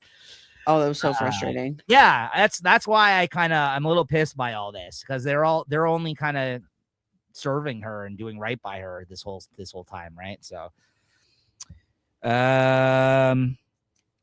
Sir Adam of Hall, Sir Ulf the White, and Sir Hugh the Hammer. So that's this scene. They get knighted. I would be Sir Christina, or like Sir Christina, Lady Christina. I don't know. Something about, like, I don't know. I love gossip. So I'm like, I'm trying to think of like Lady Christina the Listener or something like that, or something. Right. Just something like that. Cause like I love to talk. I love talking.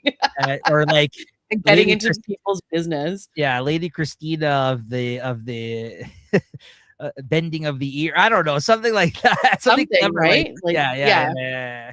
I think that's what I would totally like. Yeah. Yeah. I don't know what I would be. Quite honestly. You kind of know a lot of things about a lot of different things. So like, I don't know, something with like, yeah.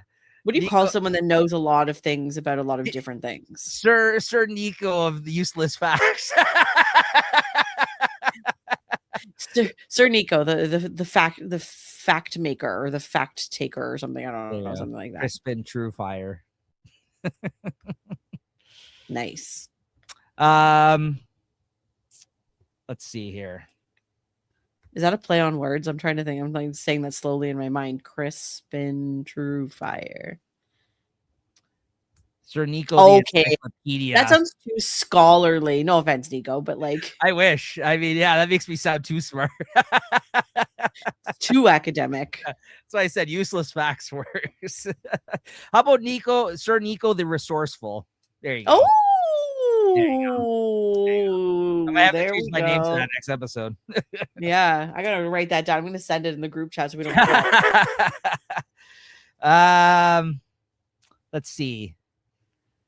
This next scene, Rhaenyra speaks to Sir Largen about helping organize a dinner that she has planned for various nobles when she is approached by Hugh asking about what kind of living he can now expect. that he's a knight for her. She says she promised to provide for him and his wife, to which he mentions that she is gone, having left King's Landing to live with her brother in Tumbleton. She says to call for her then, and they will set aside a house for them on Visenia's Hill as soon as she is able. But she is dealing with the issues of having no small council or Queen's Guard currently, and that she'll get to his issue as soon as she can. Just as she says this, more rats scurry by. Mm-hmm. Rhaenyra meets with Alicent, who comes to visit her, apologizes about her tone earlier, and asks a request of her father's remains to be sent to Old Town, where they can lie beside her mother's. She looks around and says how it is odd to be there with her in this moment. And again, just like a nice moment of like they don't treat each other differently despite everything, even though maybe they should be after everything that has endured here. She grants her request and then asks how did she handle all of the things that came with being a queen as her father was ill. She tells her how she heard petitions today and how she handled it. And then Alicent tells her, in truth, you may not rule and remain yourself. There are choices to be made, and sometimes you'll have to turn your face away as people suffer and die. Basically, like you have to make a lot of tough choices, which, yeah, you can't please everybody. And sometimes it's like, it's not the right decision. Like it's not the best decision, but it's the right one in the moment. Right. Right. There he is. Should be better now, hopefully. Okay. And then this is probably one of my favorite quotes from the episode. I really like how she phrased this. She then says, like, Rhaenyra says, how did my father handle it? Because, but how did my father handle it? And then Alicent, I like what she says in response. She basically says, like, he lived in a world where he constructed it himself, and that we are not privy to this world. Like she basically said, you and me have not lived in this world that he lived in. And that is why he dealt with things the way he did, because he's of his own design. He created this world for himself. And I'm sure that also speaks to the fact that as women, they've been closed out of a lot of the decision making, probably, at least in Alicent's perspective, I would think, because she's also she actively was trying to be more part of this, even in his time being ill. But Otto was the one. Yeah, exactly. This is where she should have asked how Otto would have handled it. Yeah, no, he makes a good point. I mean, it's true. She can, but she just has to talk to his head. And in a way, it's more clear that Alicent is the way that she is because of Otto being her father, and the reason why Rhaenyra is the way she is because of her father. 100%. For sure. And that is why in this scene, I theorize by the end of it, because they're kind of two sides of the same coin, these two, that I know there's been all this talk about like these two getting together, the rumors about this online, right? I think, though, that she could very easily, especially with what has transpired with Corlys, asked Alicent to be her hand. Ooh. That was my theory at the end of this scene, because I turned to Christine when I was watching this scene. I was like, I think she's going to be her fucking hand. Like the way that she actually came to her and asked her advice in this moment where she really shouldn't have. Oh, I don't know if that would go over very well with her girlfriend there. What's her name? This is the thing. Look at where the pieces have fallen. I know she's the enemy, but she trusts her. Yeah, like I don't know. Time and time again, she's entrusted her, and she's giving her no reason to think otherwise at this moment in time. No. She's given her no reason. She's done everything she's asked her to do. And I'm just saying she would be a good hand. She is more knowledgeable than her. Be interesting. I don't know. I think it's a bad idea too. I'm just saying the bond between these two people. I don't know. I don't know. They both got kids in the mix. You know, now that you've said it, I don't disagree. I don't know. We'll have to see. What if she lives out like her father and has to, you know? I just think it'd be an interesting thing to see play out. I mean, logically, no, it doesn't make any sense. No. Logically, it doesn't make sense. But I think, like, I don't know. I don't know why they keep hitting us over the head with like how she really hasn't let her down. A lot of other people have let her down. Alicent has not let her down since she fucking did all this. No. And she's continued to disappoint her in ways. Rhaenyra to her is what I mean. She could easily be a double agent as well. Yep. Everyone has warned her. Why continue to repeat these moments, though? Everyone's like, you shouldn't trust her. You shouldn't trust her. You shouldn't trust her. Baby Rhaenyra's going to be like, you know what? Maybe I don't trust you. Maybe I don't trust you.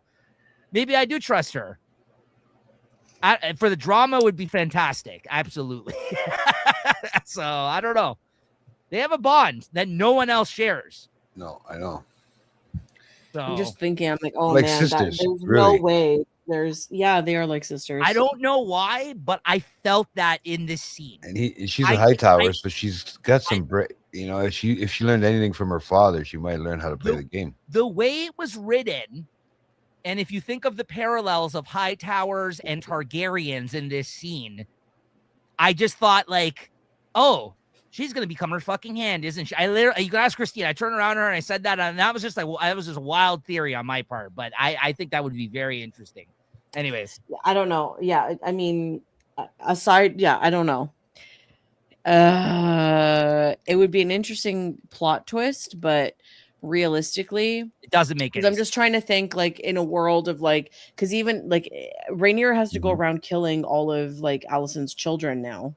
So it's like, why would you want to be the hand of someone who literally killed your entire family? Your children. Like, why would you, just based on that alone, like, forget the history, like, you know, I don't know. Yeah, I don't know. It'd be very interesting. I don't know. We'll have to see how, I mean, hey, if it happens, I'll give you $100. All right, you heard it here, folks. We have it on record. If it happens, I'll give you $100. She's like, flat out. She's her father's daughter. That's all I'm saying. Okay. She disputes that she just becomes what she is, not despite acknowledging the struggle. She disputes that she doesn't want to basically become someone she is not. She basically makes clear here in this scene, which I can appreciate. I appreciate that thought, but unfortunately, I think what Alicent said is more true, that this position of power is going to change you, right? Oh yeah, 100%. For the better, or for the worse, any position of power, right? Yeah. Rhaenyra meets with the nobles for dinner in this next scene and serves them up rats. Dude, that was the best, bro. Brilliant. That was a little bitch move in disguise. That was the next day period symptoms. I think this was her best move as queen so far. Right now, everybody's searching your house. Oh, this was definitely day 3 menstrual period, like, coded for sure. Yeah. She was fucking 100%, really fed up with it. But maybe hasn't taken I don't know, guys. I don't think this is not gonna go over very well. Listen, she could have like stolen the stuff or taken the stuff back from them.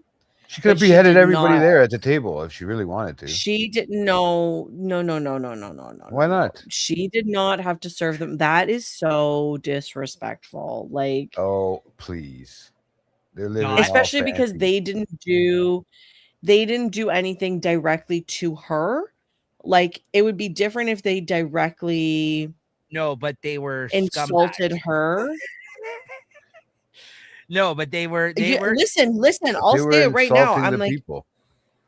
No. It's like the point was made. Would you let your children or would you let your family go hungry? Absolutely not. I don't give a shit. He agrees with you. I don't agree. I don't think this was a smart choice for her to go to this extreme. Yes, invite them to dinner, serve them dinner, but then also tell them, by the way, I'm plundering your stores for sure, 100%. But to serve them rats, ooh, yeah, no, that's not going to go over. They were juicy rats. What are you talking about? They didn't have to eat the rat. They really didn't. It was but the point. She was trying to make a point. That's exactly it. She was trying to make a point. She's like, this is what my people are eating. Like, and hers too, like the guy says that I get to his name later on here. He like I like how he says I tip my cap to you. It was a bold fucking move, but I respect it. Like the dude literally right after said, I respect this bold move, even though I'm gonna get taxed as well. We win or something. No, listen, you should tax the rich like that. Like you could not just run off. Like this is like a move that they did during like pandemic where people were hoarding toilet paper for fuck's sakes. Like, you know what I mean? You can shift the whole thing like totally the opposite way, like by making that move. I'll admit it right the fuck now. I'll admit it right now. I took everything I fucking could. I'll do it. I'll do it 100% in times of like, yeah, I get it. I'll do it again 100%. I don't give a shit. I'll take it right out of your hand. Well, that was just people reacting poorly though in that instance though. But especially now that I have children. No. But that was the point. But that was the point she made. I think that's what she was trying to make. Yeah, she made that point to the noble, and he tried to say, "I wouldn't do that." Yeah, fucking right. She said, "Would you not do that to feed your children?" Well, my people have to do that because they were bitching about the poor. It's funny. I don't have children, and I still wouldn't do that. She's making the point you're just saying there. That was the whole reason she did this, to illustrate that. So then it's like, but I agree with the plundering of their stores. Yes, 100%. But do I agree with serving them rats and like maggots and stuff? No. So I don't think there was maggots. I think it was rats, and it was like barbecue stew. No, it was literally like burnt stew. Okay. It was burnt, like whatever. It was like maggots or worms and fucking rats. Okay, and really, you don't do that. They clean the rat problem up. I respected the move. But insulting, yes. But I think that was the point. I think she was trying to say like okay. All right, let's see. I'm not saying it's gonna not come back to bite her in the ass. I didn't say that. I said and it's not a right move. If we're talking about like, was it what is it like badass and bold? Absolutely, 100%. What I don't agree with is that I will say this, despite the move, me agreeing with it, what I will say the only part of it I don't think that was good was how she's like, my gold cloaks are literally going through your houses right now, unbeknownst to you, while you sit here in this room. That was sneaky. I'll give you that. That was the way to do it. That I appreciate. That is what I would have done 100% too. What way is there to do it though? I don't understand. Like, it's just like, nah.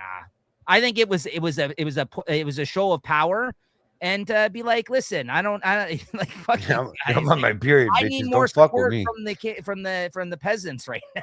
Yeah, then you guys, what are you doing? You accept hoarding everything. What Brent was saying, it was like, okay, I agree. Yes, there's definitely a lack of counsel. No, very evident. You know, it was totally a dumb move or whatever. But like, demand a tax for sure, no problem. But like, giving them a chance to offer a portion of their stuff, no, they would never have done it. They would have been like, oh, this is all I have. No, they had to go and plunder their houses and take everything and then divide it equally again. I agree. Like she had to do that. So she had to do it under the guise of like sneak attack, whatever. Yes, I agree. But like, I don't know. Everything else is a little questionable. So you all agree with what she did, just not the way she did it.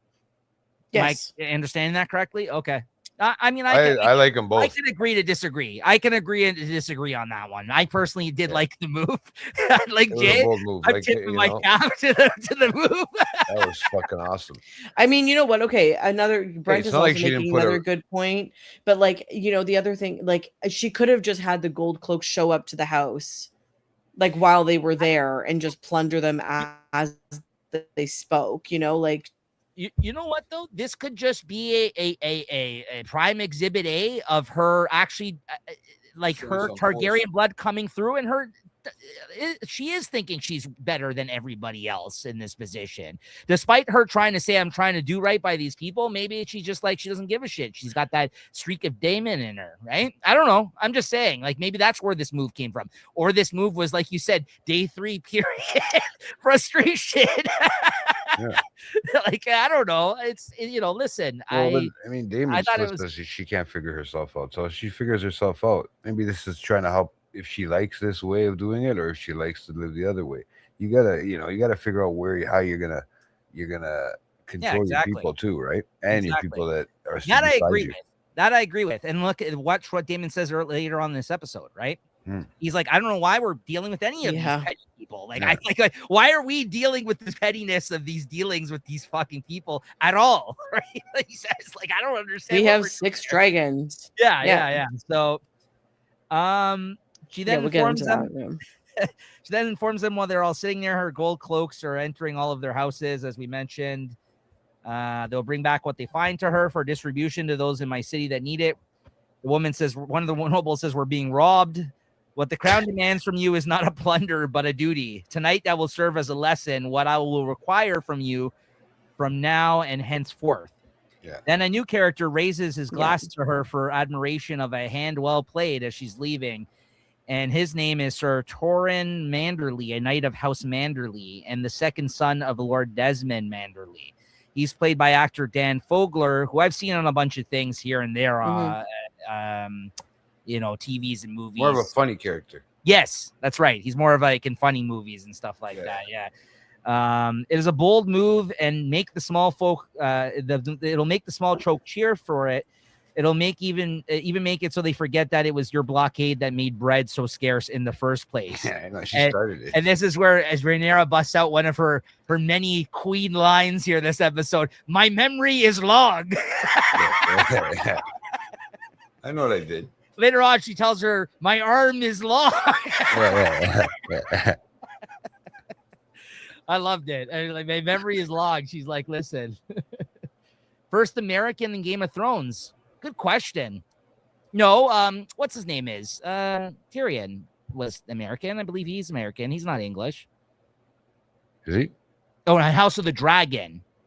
Oh, possibly. Okay. Possibly. That you would have to look up. Out of the main cast, for sure.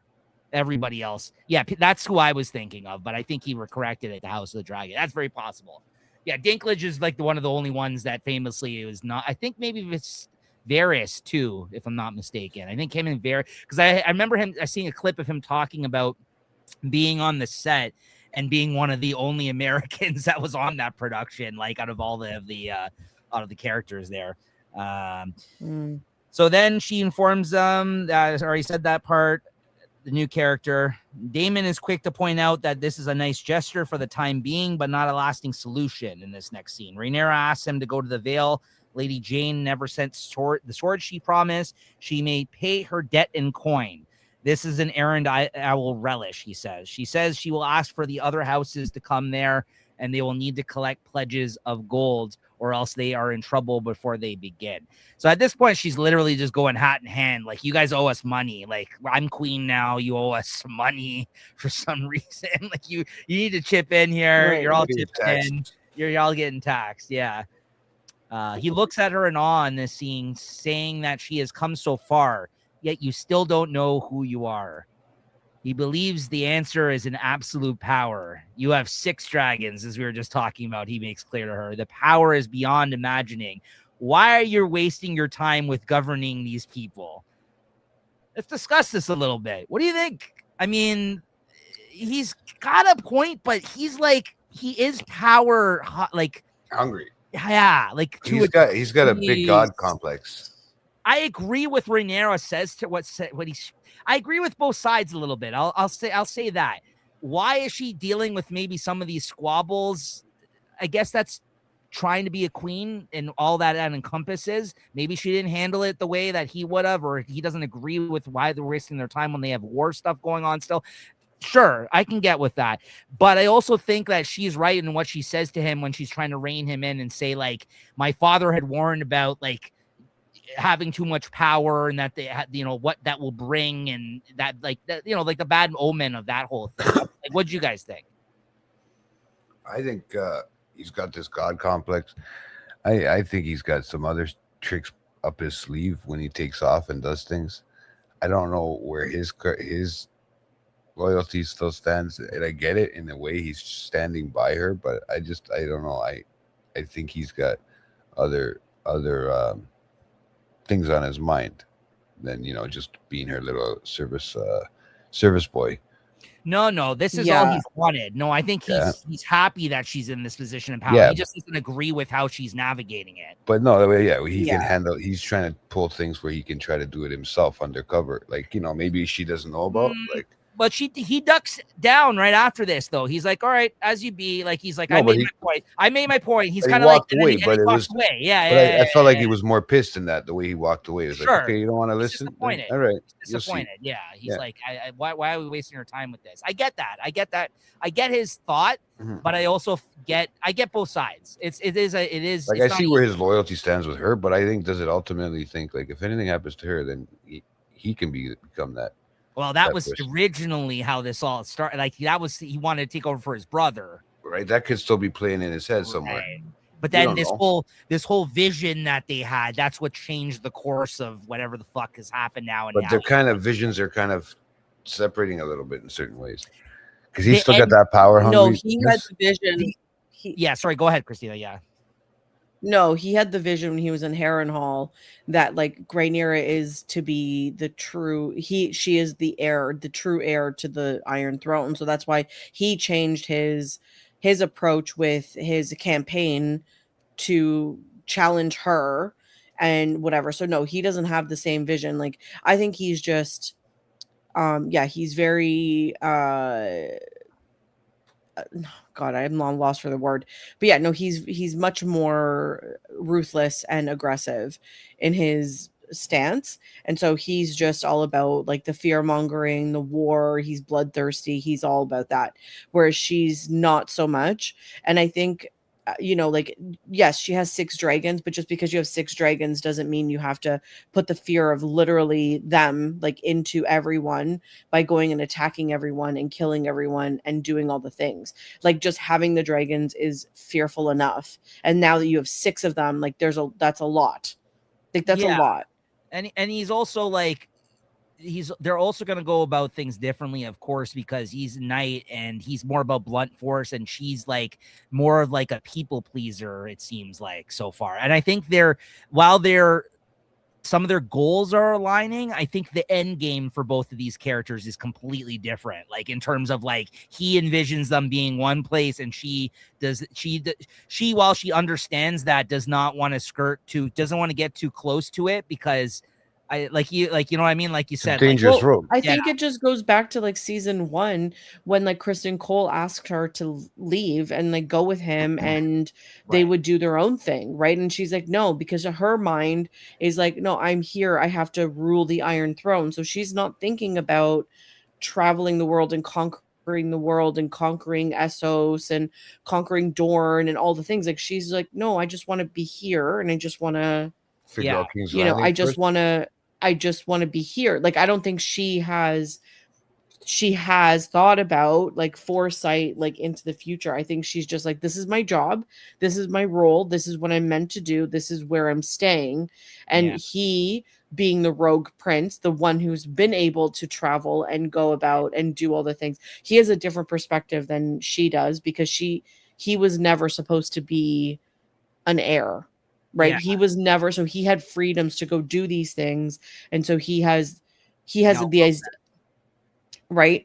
So it's that's where they differ in their value of what to do next. But it's also not the time to have that conversation. It's like she does need to settle into her role. She does need to clean up a lot of messes, and then they can discuss where to go next. She's still got to figure out her counsel too. No, well said. Yeah, absolutely. She definitely has a lot on her plate, and that she has to handle first. But I feel like he is just above this petty like bullshit. He's like, I don't even know why. He's a wanderer. I'm not entertaining this shit. Like, basically, right? She's just taking the throne. I think she does have to settle people she's ruling first and foremost and build confidence. Yeah, and he wants more than just their realm. Yep. Yeah. He says that there is a city at the edge of the world where men have wings. What did he mean by this? At the edge of the world. So they still think it's flat. I think so. I think there's like there's a place that's mentioned in the books about like this or something. So no, I think this is like it's just like a lore. It's like a story, right? That like they tell. I don't know. I don't think it's like we've obviously never seen Maybe it. It's that's never their come belief. up for. I think it's more of Well, like a right. Well, that's what I it's mean. like I a don't think this thing. has ever been alluded to otherwise, right? Like on Game of Thrones, or like I don't know if I've ever heard that before. Yeah, because then she says in response, "I remember wanting to see that one it day." hasn't been. Yeah, I remember wanting to see that one day. He says those men will serve us and they will serve you. And he promises her an empire and that their children will rule it. He says he imagines them as gods, as they were always meant to be. And then that's when he really kicks it into high gear and he starts speaking of the prophecy in High Valyrian. And, you know, this is where she says, you know, her father warned her of such power and that dragons were a power that no man should trifle with.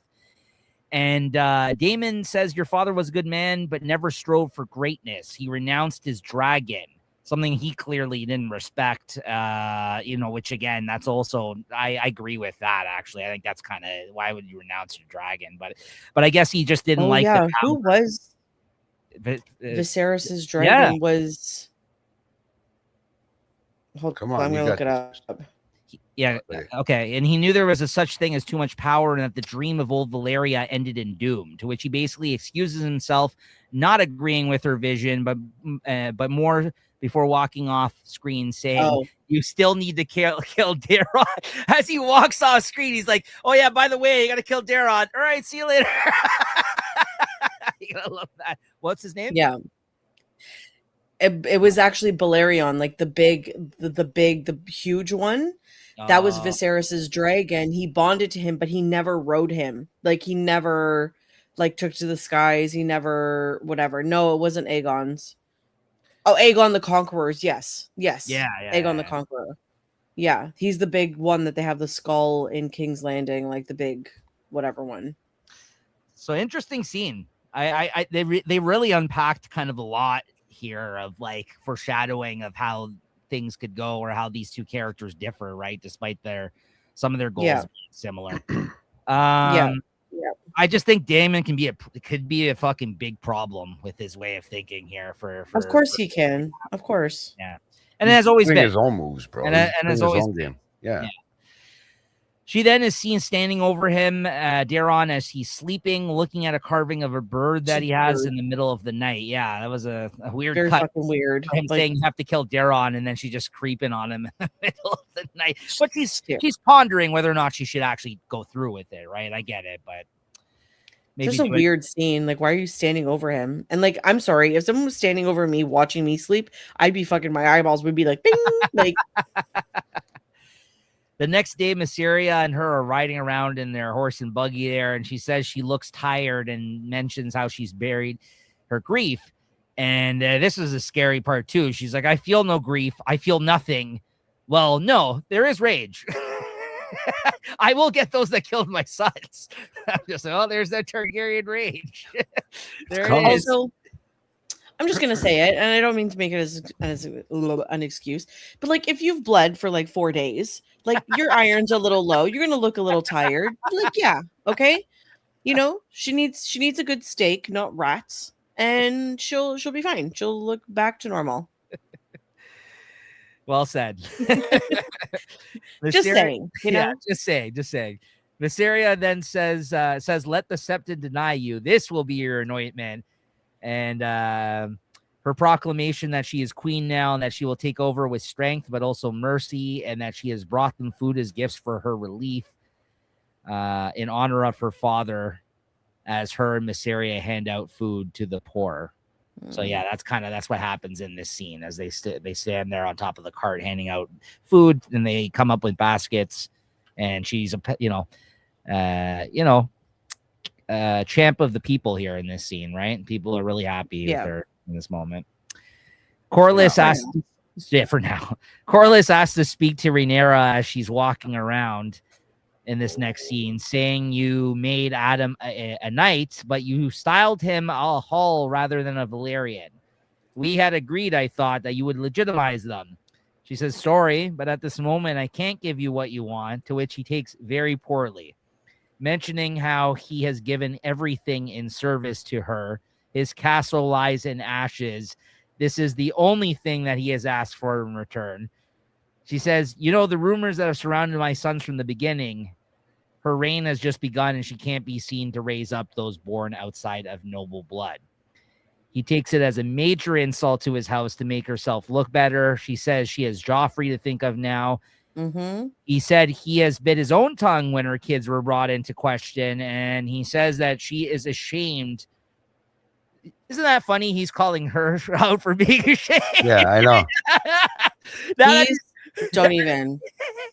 I will give you that. Like the fact that he's saying like you were ashamed, like you literally just said I was ashamed in that other scene. Yeah. Calls her out and starts shouting about her bastard sons. Your son Joffrey is a bastard. Your son Jacaerys, who I accepted as my heir, was a bastard. Your son Jacaerys lived and died a bastard. He starts yelling, which I'm like, whoa, dude. Like this is Hold your horses. Even now, the buddy. gold cloak, he's like, whoa.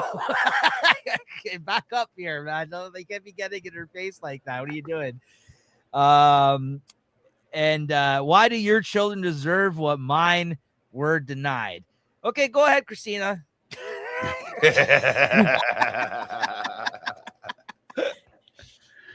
I would rip out his tongue. I would have literally just like grabbed it and like ripped it out of his face. No.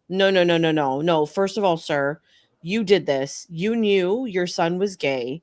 Like you knew the deal. You knew when you made those arrangements with Viserys, when you know, all the things, it's like you had no problem legitimizing them at the time. You cannot turn your back at this point because things are going your way and you're having a little tantrum and no.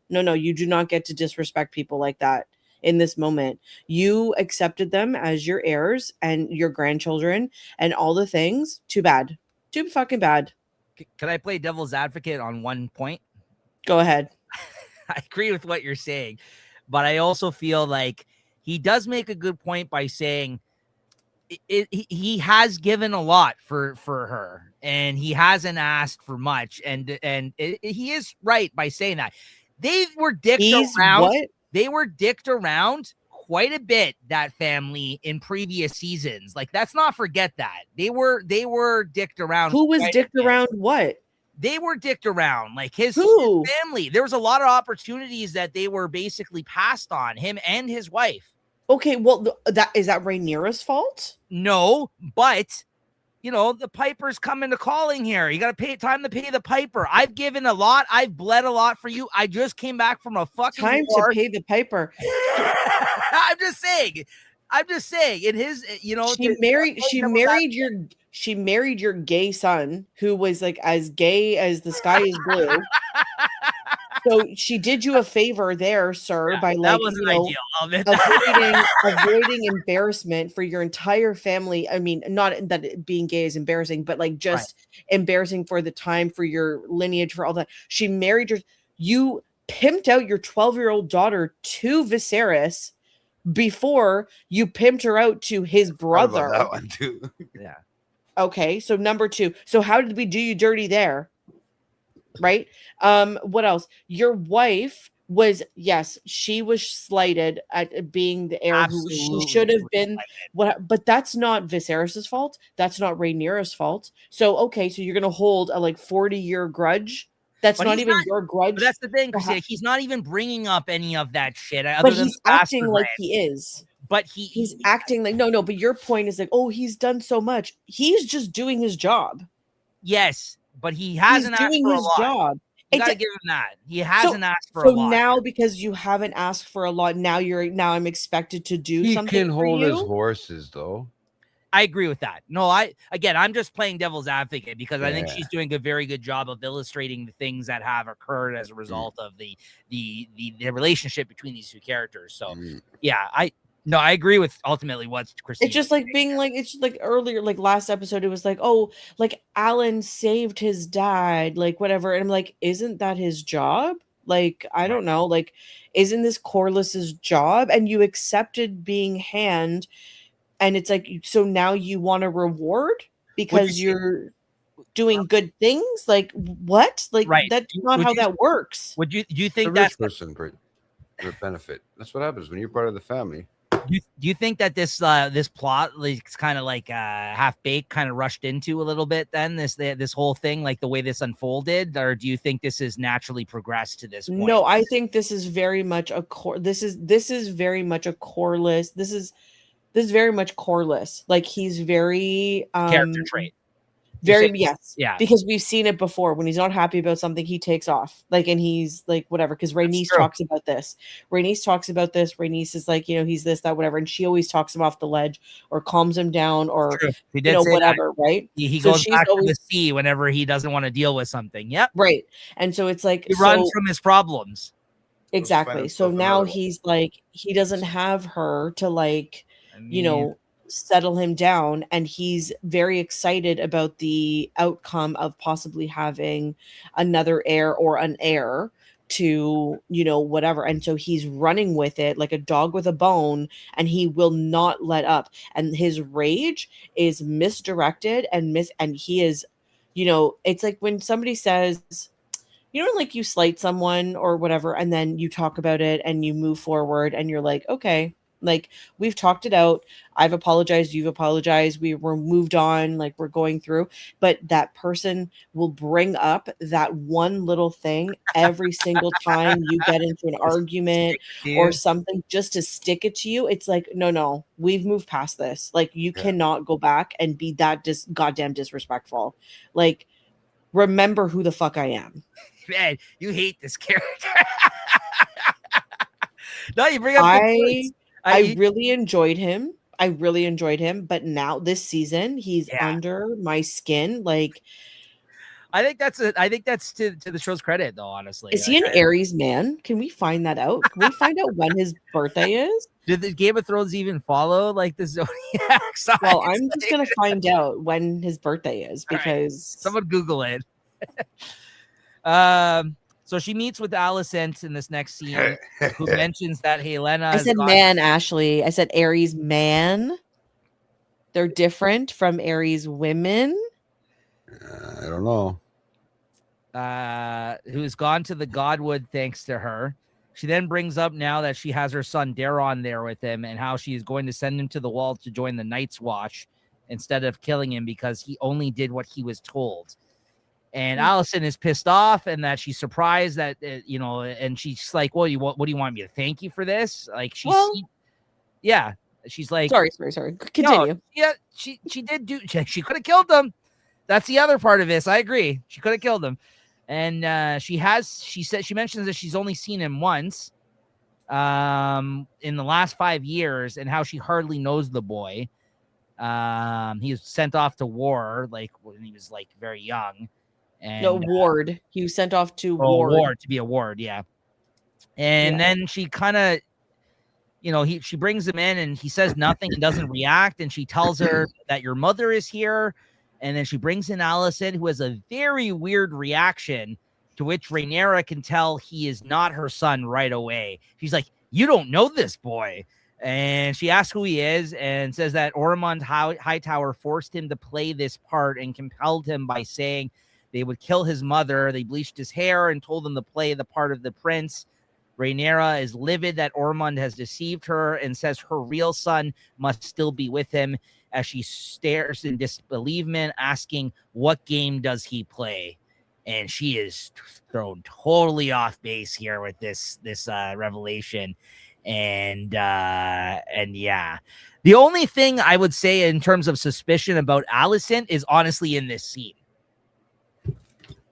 I don't know. She looks nervous even before she goes to see this kid in the room, to the point where I was like, does she know that this isn't her son and she's just playing a part? This is the only moment where I was like a little bit like, I pondered, is she in on this? No, I don't think. I think she was petrified because it's like Rhaenyra's already pissed. So it's like, can you imagine like how, like she doesn't know.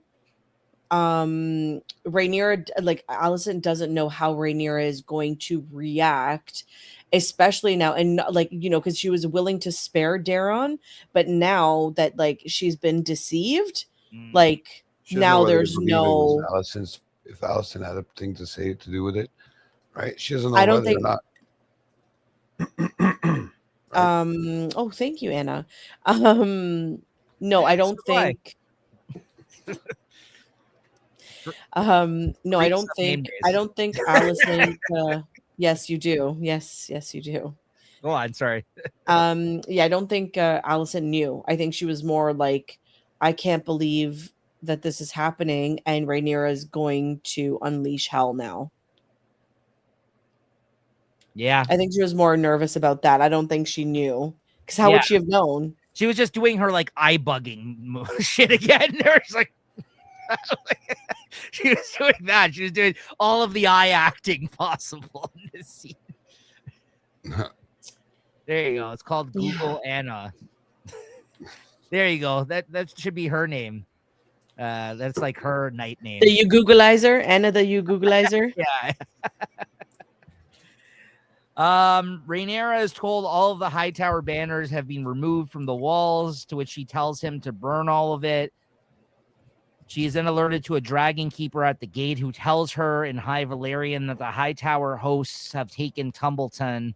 They infiltrated the streets and are holding the people hostages. And this is where it's mentioned the young dragon was taken inside its gates and that he alone escaped. And as Christina alluded to earlier, that dragon could be another dragon we're not privy to currently, or maybe I've just forgotten about. You're saying that that's if they're talking about a young dragon, no, this is not the dragon I'm talking about. Is that not Caesarion then? The Caesarion would be the young dragon. So there you go. Maybe that is where the dragon is, because she said he was with the dragon was with them, no? Well, we couldn't figure that out. Everybody was talking about it in the chat at the start of the episode, whether or not they took the dragon with them or not, because obviously Darren is there, or the fake Darren, as we find out here. Well, but then it's like, I think, I don't know. It is mentioned though that there's a young dragon in that town that the Hightowers have taken. I don't know what dragon that is, but because they don't say it by name, right? It says the young dragon was taken inside its gates, and that this dragon herder keeper, he alone escaped. Right. I wonder what dragons in Templeton or whatever it is. She then says she will burn them in retaliation, but that she will end up burning her own people if she does, and how mothers and children look to her for mercy. This is what the dragon breeder tells her. This is not a good situation for her. No. And this is where she exclaims, "My arm is long. He cannot win." And this is where the remainder of Hightower banners are burned behind her in a big pile as she stares at it in rage, as due to the move perpetrated by Ormond Hightower. Quite the move. Says he's giving in fealty at the start of the episode, yet brilliant chess move by giving her a fake Daeron Targaryen. We don't know what the point of this is as of yet. And apparently, if I'm reading correctly in my facts here, this is a storyline concocted for the show. This is, I think, something that did not exist in the books. Oh yeah, I think I heard this, because I think he does give up the real Daeron in the book. But anyways, I don't know. We're just following the show here, folks. So don't give us any spoilers from the book or whatever. But that does it for the scenes of the episode. If there's anything else you guys want to get into here, did you have any more other facts, Christina? Things you wanted to chat about? No, I don't think I have any more facts. But I'm very much looking forward to the rest of the season. I am so excited. So it is that dragon. Oh yeah, no, I do have a question. Where did they get their bleach and their toner for their blonde hair? Yeah, I was wondering about that too. I actually had to go back when I watched this the second time to do my notes, and that's when I caught them saying the line about the bleach, because I was sitting there like, how did they do his hair like that? I didn't think they had. Yeah, I don't.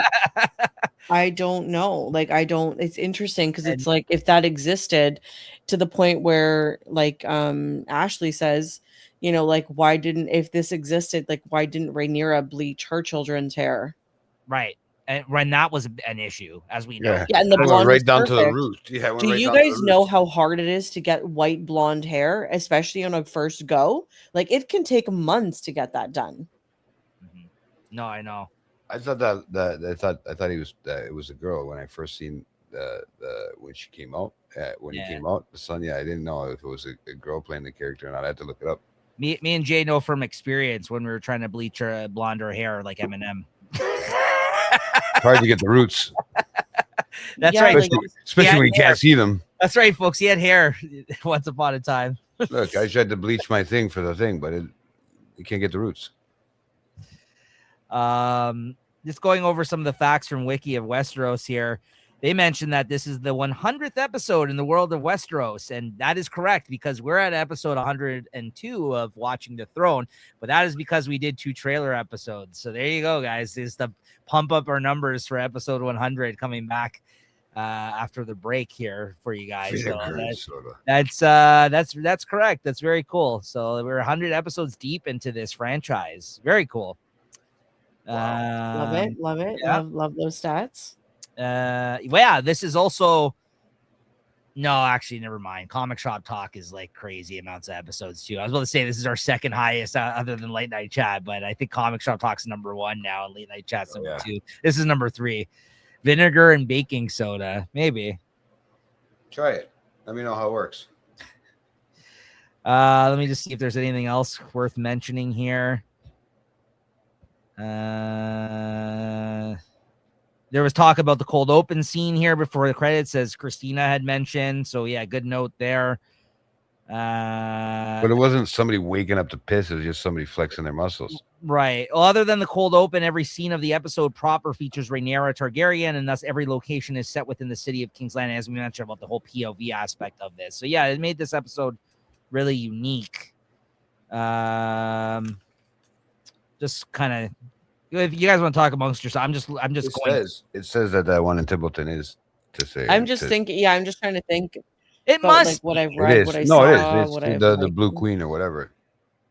Yeah, that's what the dragon is. That's the one that's there. I had to Google it. Yeah, I had to Google it just to make sure, because I'm pretty sure that's what I thought when they were talking about it. That's the only one that was with them.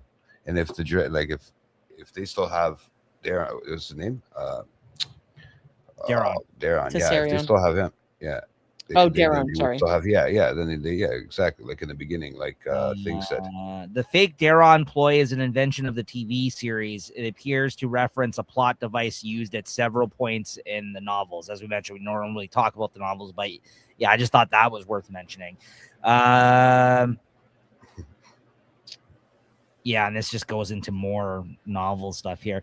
A lot of it comes up from the book.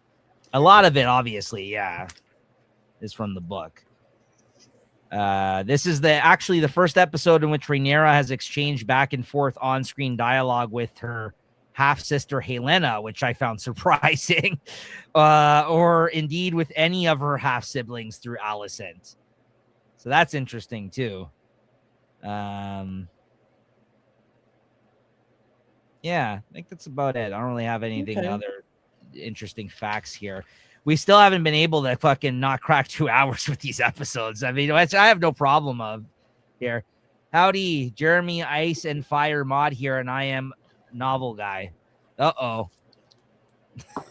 We're in trouble with the novel guy. Rest of Westeros might spoil some shit here.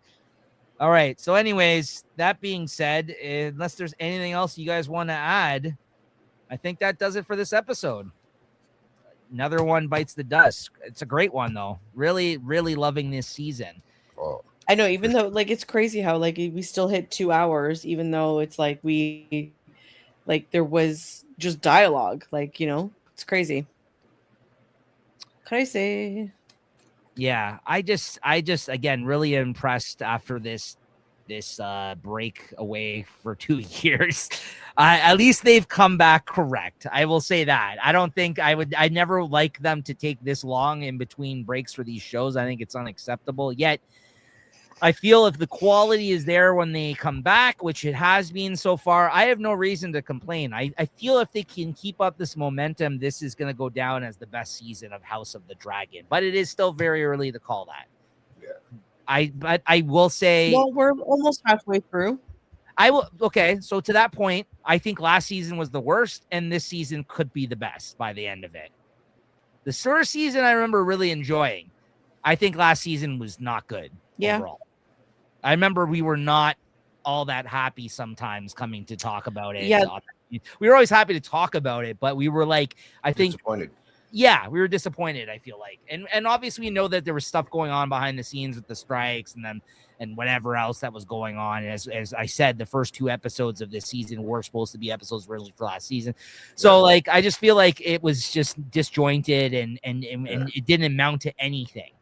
Damon was off in the fucking Harrenhal tripping out for half the season. Like there was just bad choices made, I think, for plot like lines for the characters last season. Oh, and then they came out firing.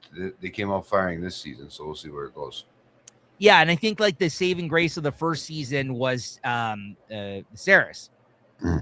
I thought Viserys was excellent, an excellent character that was in the first season. Yet, once we got to the second season, he wasn't around any longer. So it's like, I just felt like, and then we also time jumped.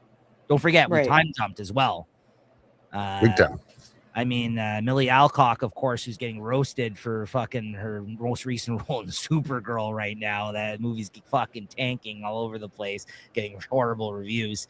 I've yet to see it, but I mean, unfortunately, I feel like she was great on this show, and she's this new Supergirl, and she played the young Rhaenyra on this show, of course. And that movie's just performing really badly right now, unfortunately. But it is what it is. All right. So unless there's anything else you guys want to add, I think we could close out the episode here. All right. Make sure, guys, to like and subscribe. Join us live in the chat every week here to go through the episodes like we've been doing. We really appreciate all the comments and discourse here in the chat. This has been really fun to kind of chat with some other fans here throughout the evening. But again, make sure to like and subscribe. Tell a friend if they're interested in Game of Thrones. Thank you to Christina and JT. Thank you to you, Nico. As always a lot of fun. And we'll see you guys back here next week. Again, next week, I think we're recording on Tuesday. So Tuesday at 9:30 next week, we'll make a post about it. You can follow us on Instagram, Late Night Chat Network, or on our YouTube page, of course. All right, everybody. Thanks, guys. We'll see you guys next time. Bye. Have a good night. Bye.